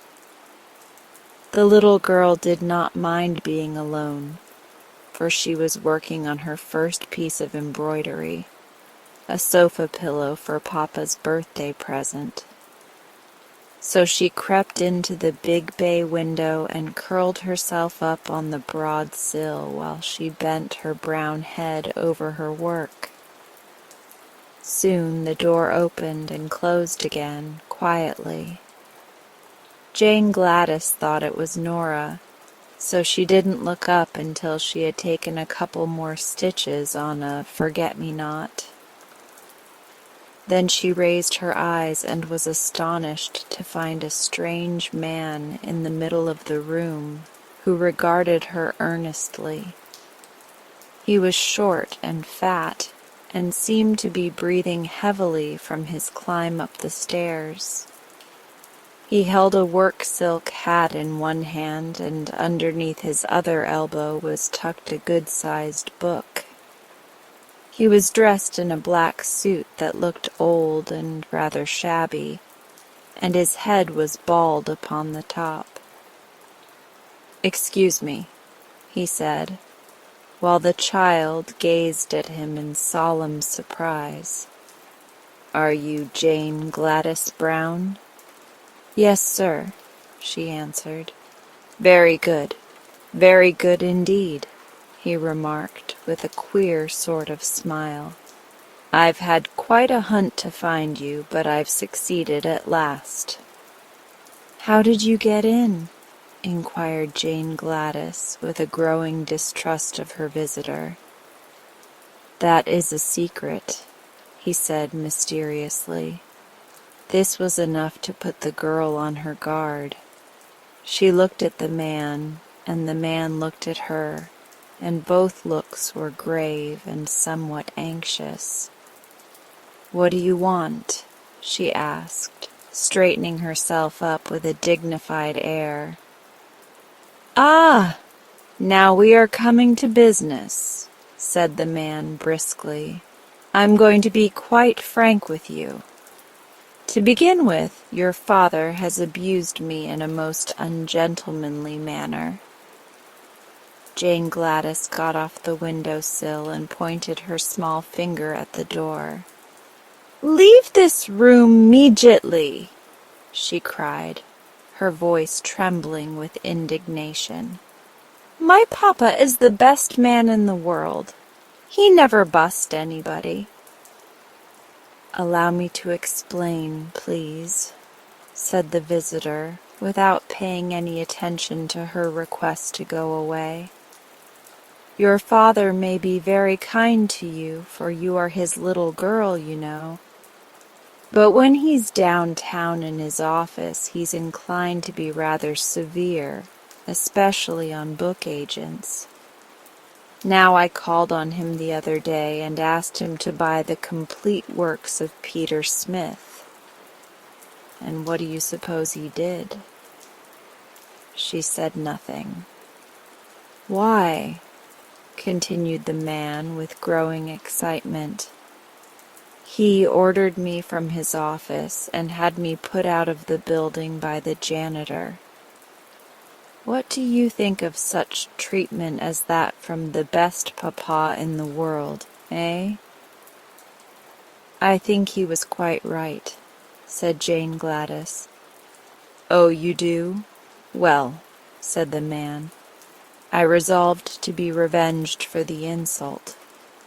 So, as your father is big and strong and a dangerous man, I have decided to be revenged upon his little girl. Jane Gladys shivered. What are you going to do? She asked. I'm going to present you with this book, he answered, taking it from under his arm. Then he sat down on the edge of a chair, placed his hat on the rug, and drew a fountain pen from his vest pocket. I'll write your name in it, said he. How do you spell Gladys? Gladys, she replied. Thank you. Now this, he continued, rising and handing her the book with a bow, is my revenge for your father's treatment of me. Perhaps he'll be sorry he didn't buy the complete works of Peter Smith. Goodbye, my dear. He walked to the door, gave her another bow, and left the room, and Jane Gladys could see that he was laughing to himself as if very much amused. When the door had closed behind the queer little man, the child sat down in the window again and glanced at the book. It had a red and yellow cover, and the word Thingamajigs was across the front in big letters. Then she opened it, curiously, and saw her name written in black letters upon the first white leaf. He was a funny little man, she said to herself thoughtfully. She turned the next leaf and saw a big picture of a clown, dressed in green and red and yellow, and having a very white face with 3-cornered spots of red on each cheek and over the eyes. While she looked at this, the book trembled in her hands. The leaf crackled and creaked, and suddenly the clown jumped out of it and stood upon the floor beside her, becoming instantly as big as any ordinary clown. After stretching his arms and legs and yawning in a rather impolite manner, he gave a silly chuckle and said, "This is better.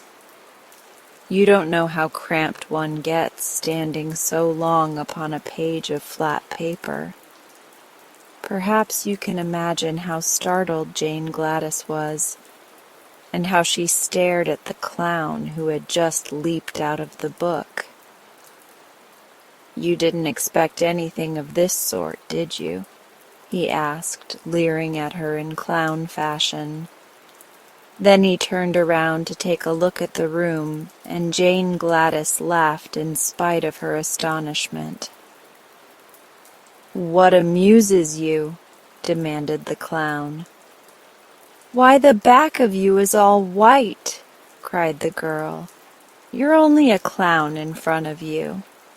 "Quite likely," he returned in an annoyed tone. "The artist made a front view of me. He wasn't expected to make the back of me, for that was against the page of the book." "But it makes you look so funny," said Jane Gladys, laughing until her eyes were moist with tears. The clown looked sulky and sat down upon a chair so she couldn't see his back. "I'm not the only thing in the book," he remarked crossly. This reminded her to turn another page, and she had scarcely noted that it contained the picture of a monkey when the animal sprang from the book with a great crumpling of paper and landed upon the window seat beside her. "Hee hee hee hee hee," chattered the creature, springing to the girl's shoulder and then to the center table. "This is great fun. Now I can be a real monkey instead of a picture of one." "Real monkeys can't talk," said Jane Gladys reprovingly. "How do you know? Have you ever been one yourself?" inquired the animal. And then he laughed loudly, and the clown laughed too, as if he enjoyed the remark. The girl was quite bewildered by this time. She thoughtlessly turned another leaf, and before she had time to look twice, a gray donkey leaped from the book and stumbled from the window seat to the floor with a great clatter. "You're clumsy enough, I'm sure," said the child indignantly, for the beast had nearly upset her. "Clumsy? And why not?" demanded the donkey with angry voice. "If the fool artist had drawn you out of perspective as he did me, I guess you'd be clumsy yourself." "What's wrong with you?" asked Jane Gladys. "My front and rear legs on the left side are nearly 6 inches too short. That's what's the matter.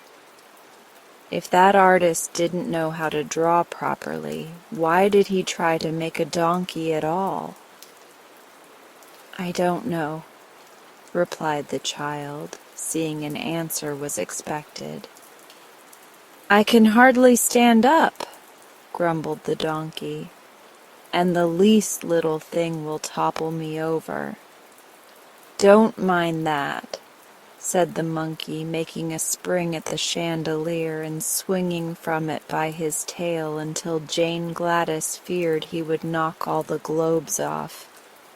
"The same artist has made my ears as big as that clown's, and everyone knows a monkey hasn't any ears to speak of, much less to draw." "He should be prosecuted," remarked the clown gloomily. "I haven't any back." Jane Gladys looked from one to the other with a puzzled expression upon her sweet face, and turned another page of the book. Swift as a flash there sprang over her shoulder a tawny, spotted leopard, which landed upon the back of a big leather armchair and turned upon the others with a fierce movement. The monkey climbed to the top of the chandelier and chattered with fright. The donkey tried to run and straightway tipped over on his left side. The clown grew paler than ever, but he sat still in his chair and gave a low whistle of surprise. The leopard crouched upon the back of the chair, lashed his tail from side to side, and glared at all of them by turns, including Jane Gladys. "Which of us are you going to attack first?" asked the donkey, trying hard to get upon his feet again. "I can't attack any of you," snarled the leopard. "The artist made my mouth shut so I haven't any teeth, and he forgot to make my claws. But I'm a frightful-looking creature nevertheless, am I not?" "Oh, yes," said the clown indifferently. "I suppose you're frightful-looking enough. But if you have no teeth nor claws, we don't mind your looks at all." This so annoyed the leopard that he growled horribly, and the monkey laughed at him. Just then the book slipped from the girl's lap, and as she made a movement to catch it, one of the pages near the back opened wide. she caught a glimpse of a fierce grizzly bear looking at her from the page, and quickly threw the book from her.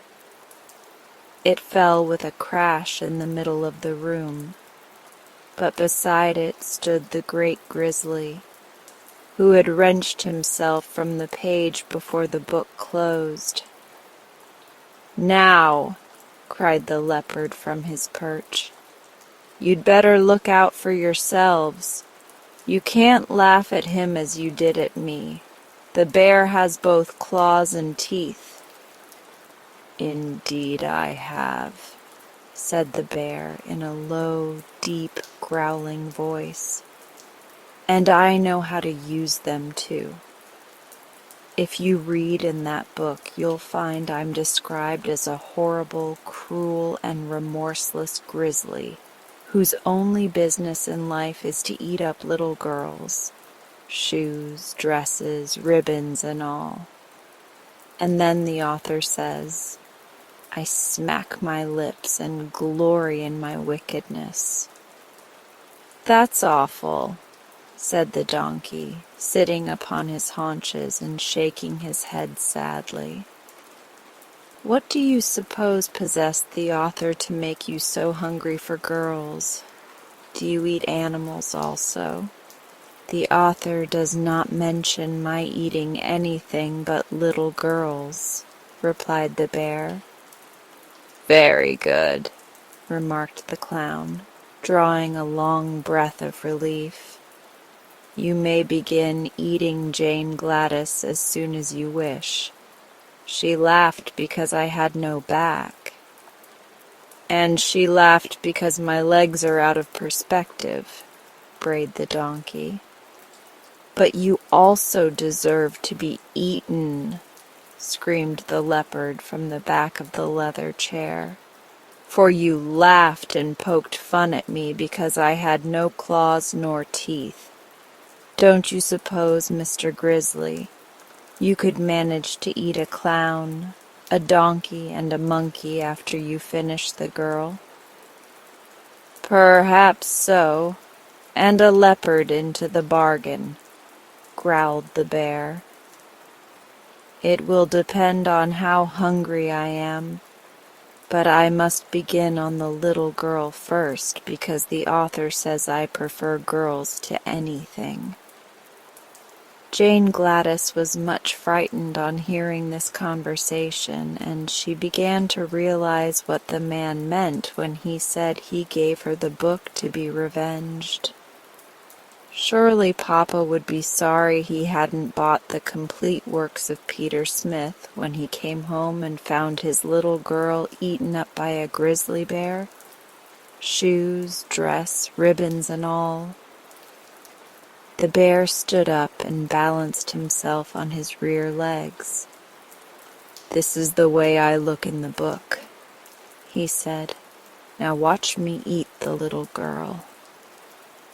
He advanced slowly toward Jane Gladys, and the monkey, the leopard, the donkey, and the clown all stood around in a circle and watched the bear with much interest. But before the grizzly reached her, the child had a sudden thought and cried out, "Stop! You mustn't eat me. It would be wrong." "Why?" asked the bear in surprise. "Because I own you. You're my private property," she answered. "I don't see how you make that out," said the bear in a disappointed tone. "Why, the book was given to me. My name's on the front leaf, and you belong by rights in the book, so you mustn't dare to eat your owner." The grizzly hesitated. "Can any of you read?" he asked. "I can," said the clown. "Then see if she speaks the truth. Is her name really in the book?" The clown picked it up and looked at the name. "It is," said he. "Jane Gladys Brown," and written quite plainly in big letters. The bear sighed. Then of course I can't eat her, he decided. That author is as disappointing as most authors are. But he's not as bad as the artist, exclaimed the donkey, who was still trying to stand up straight. The fault lies with yourselves, said Jane Gladys severely. Why didn't you stay in the book where you were put? The animals looked at each other in a foolish way, and the clown blushed under his white paint. Really, began the bear, and then he stopped short. The doorbell rang loudly. It's Mama! Cried Jane Gladys, springing to her feet. She's come home at last. Now, you stupid creatures. But she was interrupted by them all making a rush for the book.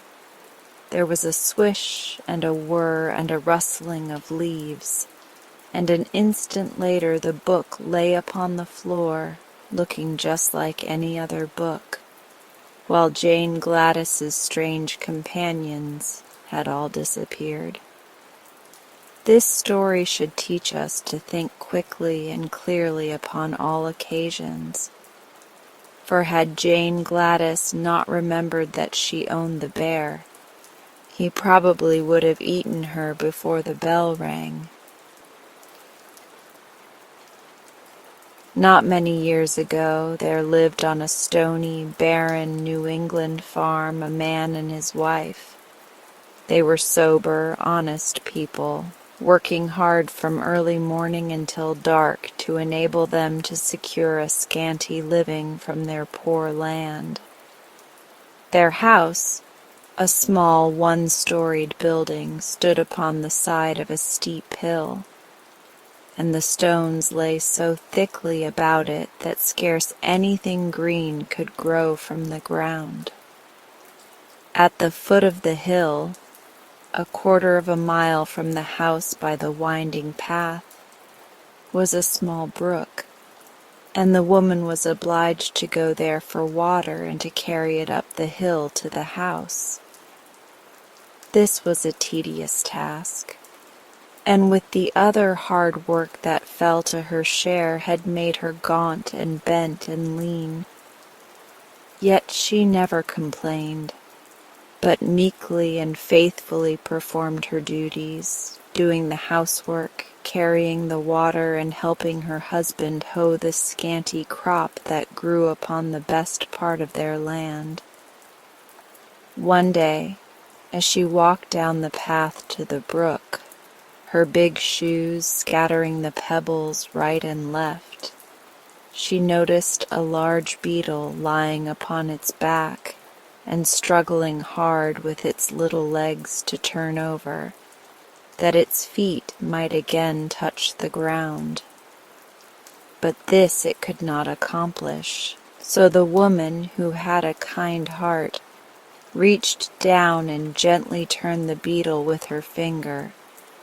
At once it scampered from the path, and she went on to the brook.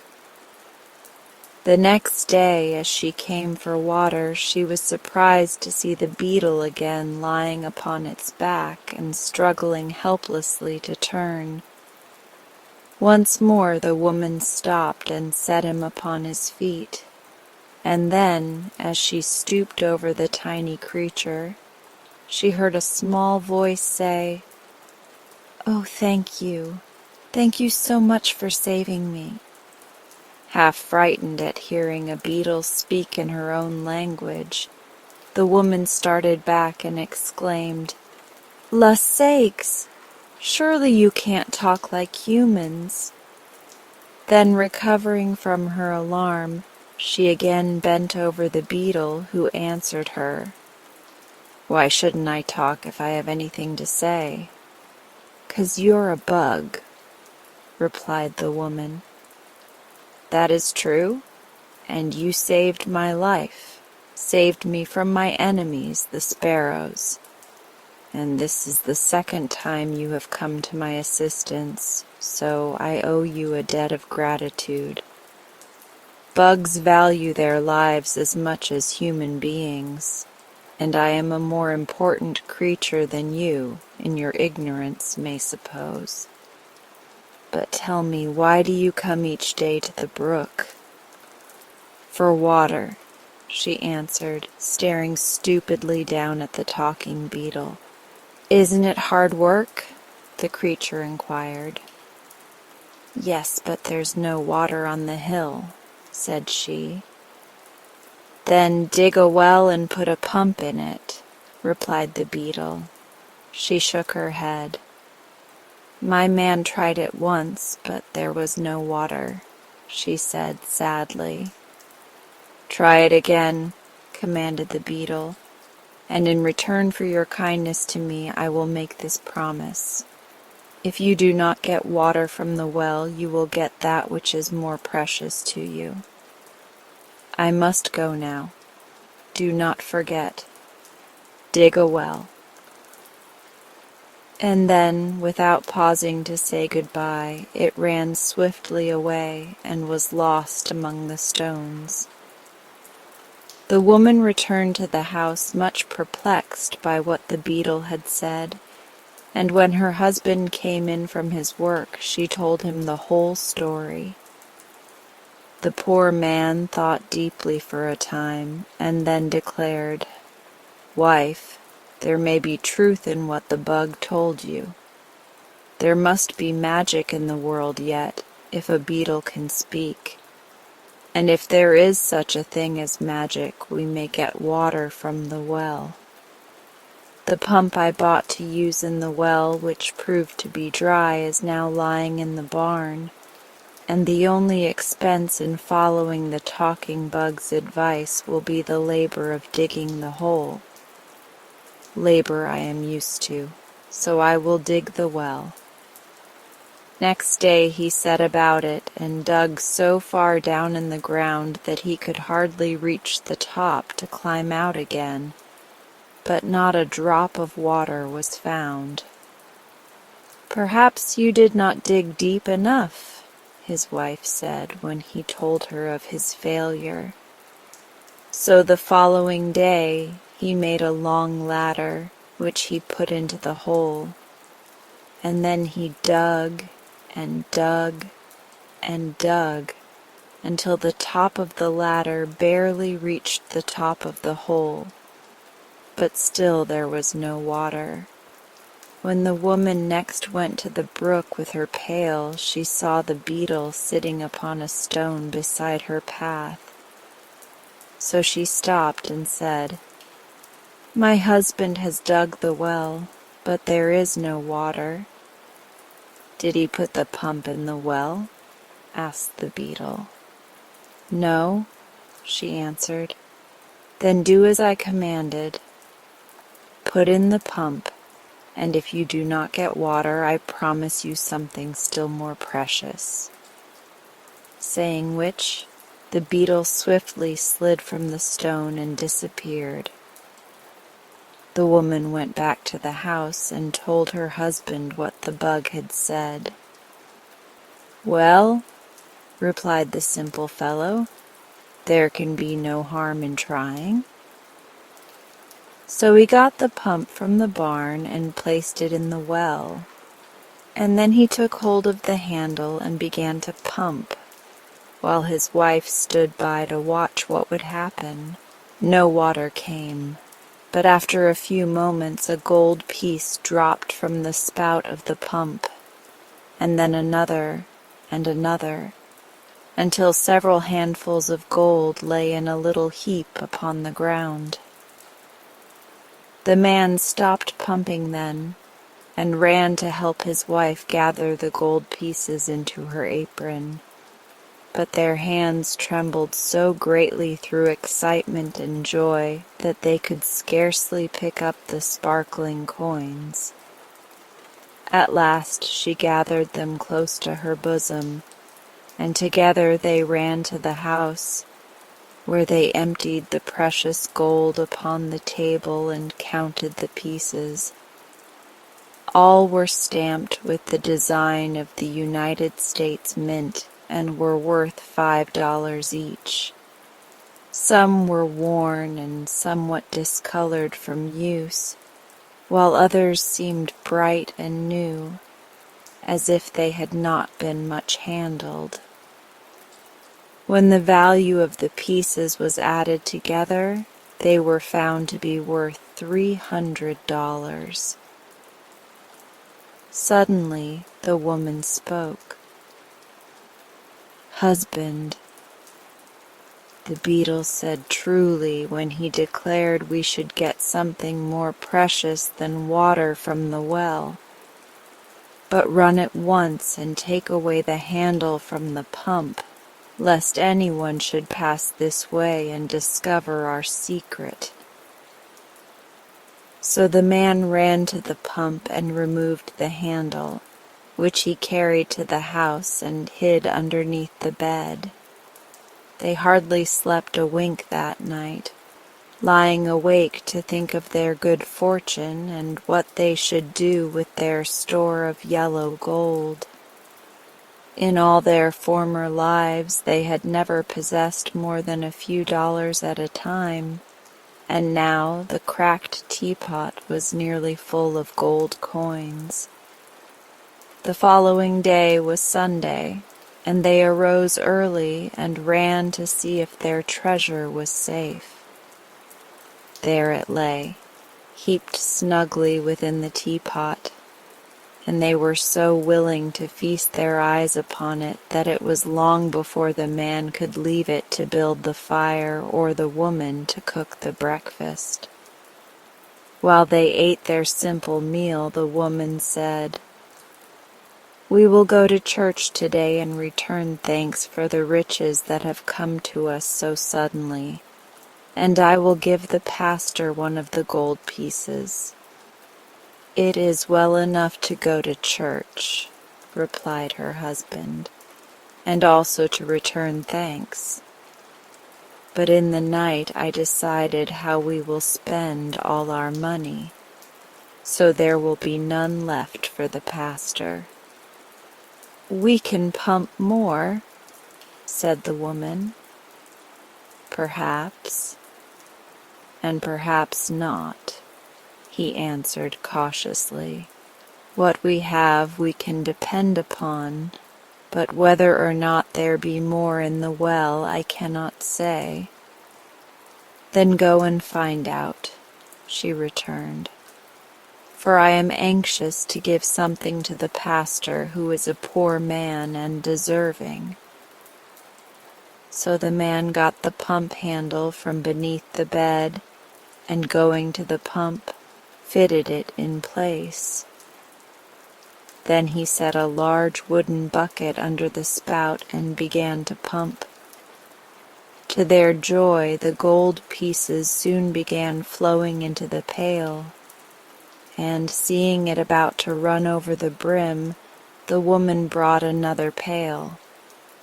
But now the stream suddenly stopped, and the man said cheerfully, "That is enough for today, good wife.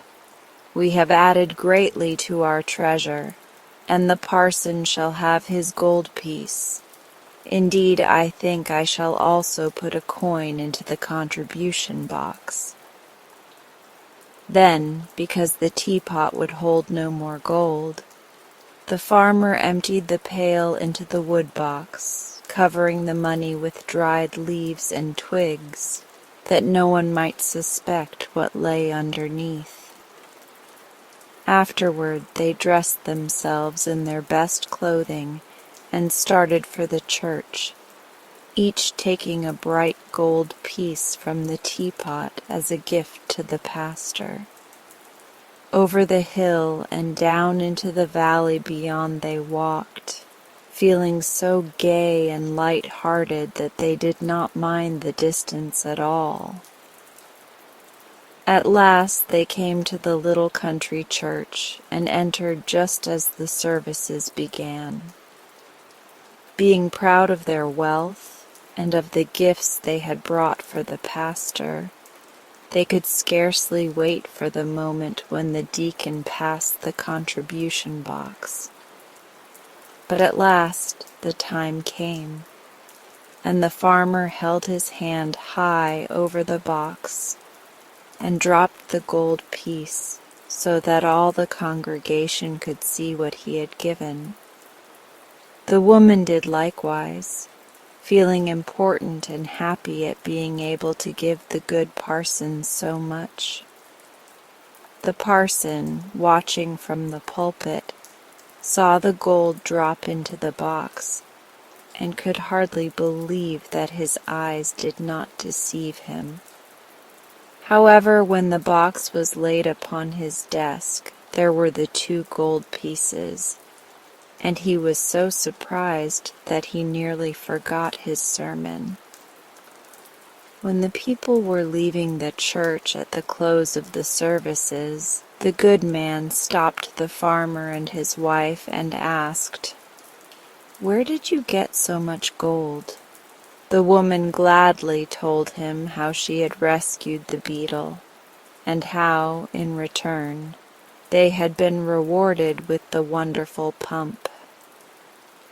The pastor listened to it all gravely, and when the story was finished, he said, "According to tradition, strange things happened in this world ages ago. And now I find that strange things may also happen today. For by your tale you have found a beetle that can speak and also has power to bestow upon you great wealth." Then he looked carefully at the gold pieces and continued, "Either this money is fairy gold or it is genuine metal, stamped at the mint of the United States government. If it is fairy gold, it will disappear within 24 hours, and will therefore do no one any good. If it is real money, then your beetle must have robbed someone of the gold and placed it in your well. For all money belongs to someone, and if you have not earned it honestly, but have come by it in the mysterious way you mention, it was surely taken from the persons who owned it without their consent. Where else could real money come from?" The farmer and his wife were confused by this statement and looked guiltily at each other, for they were honest people and wished to wrong no one. "Then you think the beetle stole the money?" asked the woman. "By his magic powers he probably took it from its rightful owners.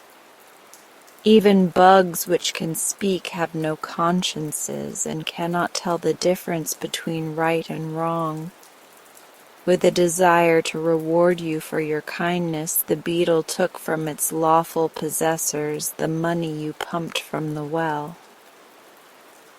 "Perhaps it really is fairy gold," suggested the man. "If so, we must go to the town and spend the money before it disappears."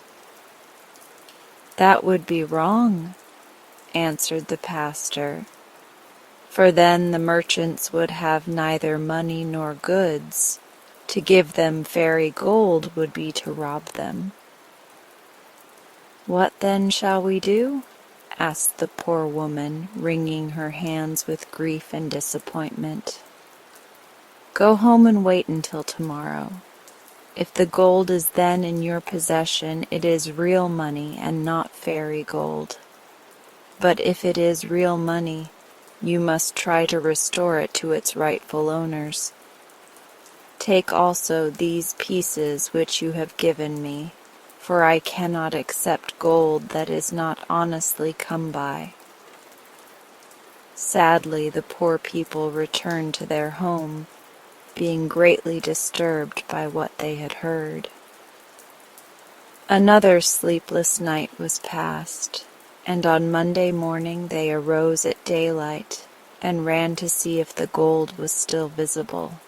"It is real money after all," cried the man, "for not a single piece has disappeared."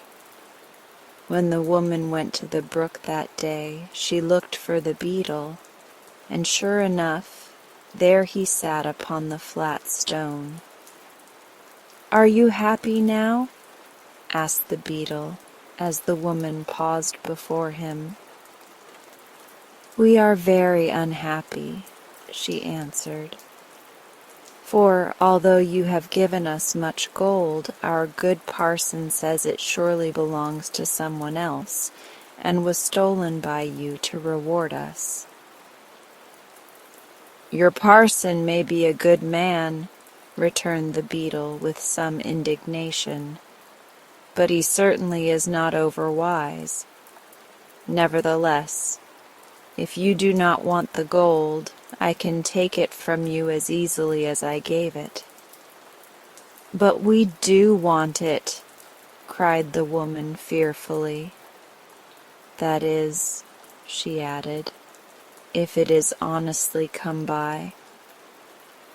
"It is not stolen," replied the beetle sulkily, "and now belongs to no one but yourselves. When you saved my life, I thought how I might reward you, and knowing you to be poor, I decided gold would make you happier than anything else. You must know," he continued, "that although I appear so small and insignificant, I am really king of all the insects, and my people obey my slightest wish. Living as they do close to the ground, the insects often come across gold and other pieces of money which have been lost by men and have fallen into cracks or crevasses, or become covered with earth or hidden by grass or weeds. Whenever my people find money in this way, they report the fact to me, but I have always let it lie, because it could be of no possible use to an insect. However, when I decided to give you gold, I knew just where to obtain it without robbing any of your fellow creatures. Thousands of insects were at once sent by me in every direction to bring the pieces of lost gold to this hill. It cost my people several days of hard labor, as you may suppose. But by the time your husband had finished the well, the gold began to arrive from all parts of the country, and during the night my subjects dumped it all into the well, so you may use it with a clear conscience, knowing that you wrong no one." This explanation delighted the woman, and when she returned to the house and reported to her husband what the beetle had said, he also was overjoyed. So they at once took a number of the gold pieces and went to the town to purchase provisions and clothing, and many things of which they had long stood in need. But so proud were they of their newly acquired wealth that they took no pains to conceal it. They wanted everyone to know they had money, and so it was no wonder that when some of the wicked men in the village saw the gold, they longed to possess it themselves. "If they spend this money so freely," whispered one to another, "there must be a great store of gold at their home." "That is true," was the answer.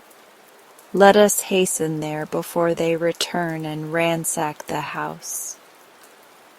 So they left the village and hurried away to the farm on the hill, where they broke down the door and turned everything topsy-turvy until they had discovered the gold in the wood box and the teapot. It did not take them long to make this into bundles, which they slung upon their backs and carried off, and it was probably because they were in a great hurry that they did not stop to put the house in order again. Presently, the good woman and her husband came up the hill from the village with their arms full of bundles, and followed by a crowd of small boys who had been hired to help carry the purchases. Then followed others, youngsters and country louts, attracted by the wealth and prodigality of the pair, who from simple curiosity trailed along behind like the tail of a comet and helped swell the concourse into a triumphal procession. Last of all came Guggins, the shopkeeper, carrying with much tenderness a new silk dress which was to be paid for when they reached the house, all the money they had taken to the village having been lavishly expended. The farmer, who had formerly been a modest man, was now so swelled with pride that he tipped the rim of his hat over his left ear and smoked a big cigar that was fast making him ill. His wife strutted along beside him like a peacock, enjoying to the full the homage and respect her wealth had won from those who formerly deigned not to notice her, and glancing from time to time at the admiring procession in the rear. But alas for their newborn pride! When they reached the farmhouse, they found the door broken in, the furniture strewn in all directions, and their treasure stolen to the very last gold piece. The crowd grinned and made slighting remarks of a personal nature, and Guggins, the shopkeeper, demanded in a loud voice the money for the silk dress he had brought. Then the woman whispered to her husband to run and pump some more gold while she kept the crowd quiet, and he obeyed quickly. But after a few moments he returned with a white face to tell her the pump was dry, and not a gold piece could now be coaxed from the spout. The procession marched back to the village, laughing and jeering at the farmer and his wife, who had pretended to be so rich, and some of the boys were naughty enough to throw stones at the house from the top of the hill. Mr. Guggins carried away his dress after severely scolding the woman for deceiving him, and when the couple at last found themselves alone, their pride had turned to humiliation and their joy to bitter grief. Just before sundown, the woman dried her eyes and, having resumed her ordinary attire, went to the brook for water. When she came to the flat stone, she saw the king beetle sitting upon it. "The well is dry," she cried out angrily. "Yes," answered the beetle calmly. "You have pumped from it all the gold my people could find." "But we are now ruined," said the woman, sitting down in the path beginning to weep. "For robbers have stolen from us every penny we possessed." "I'm sorry," returned the beetle, "but it is your own fault. Had you not made so great a show of your wealth, no one would have suspected you possessed a treasure or thought to rob you. As it is, you have merely lost the gold which others have lost before you. It will probably be lost many times more before the world comes to an end." "But what are we to do now?" she asked. "What did you do before I gave you the money?" "We worked from morning till night," said she. "Then work still remains for you," remarked the beetle composedly. "No one will ever try to rob you of that, you may be sure." And he slid from the stone and disappeared for the last time. This story should teach us to accept good fortune with humble hearts and to use it with moderation. For had the farmer and his wife resisted the temptation to display their wealth ostentatiously, they might have retained it to this very day.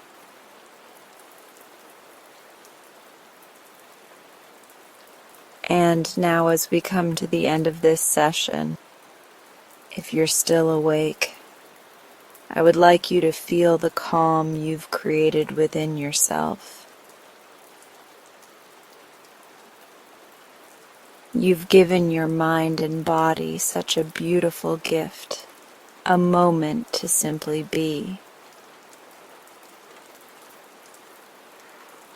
Let that sense of peace stay with you as you move through the rest of your night. If you'd like, you can stay here a little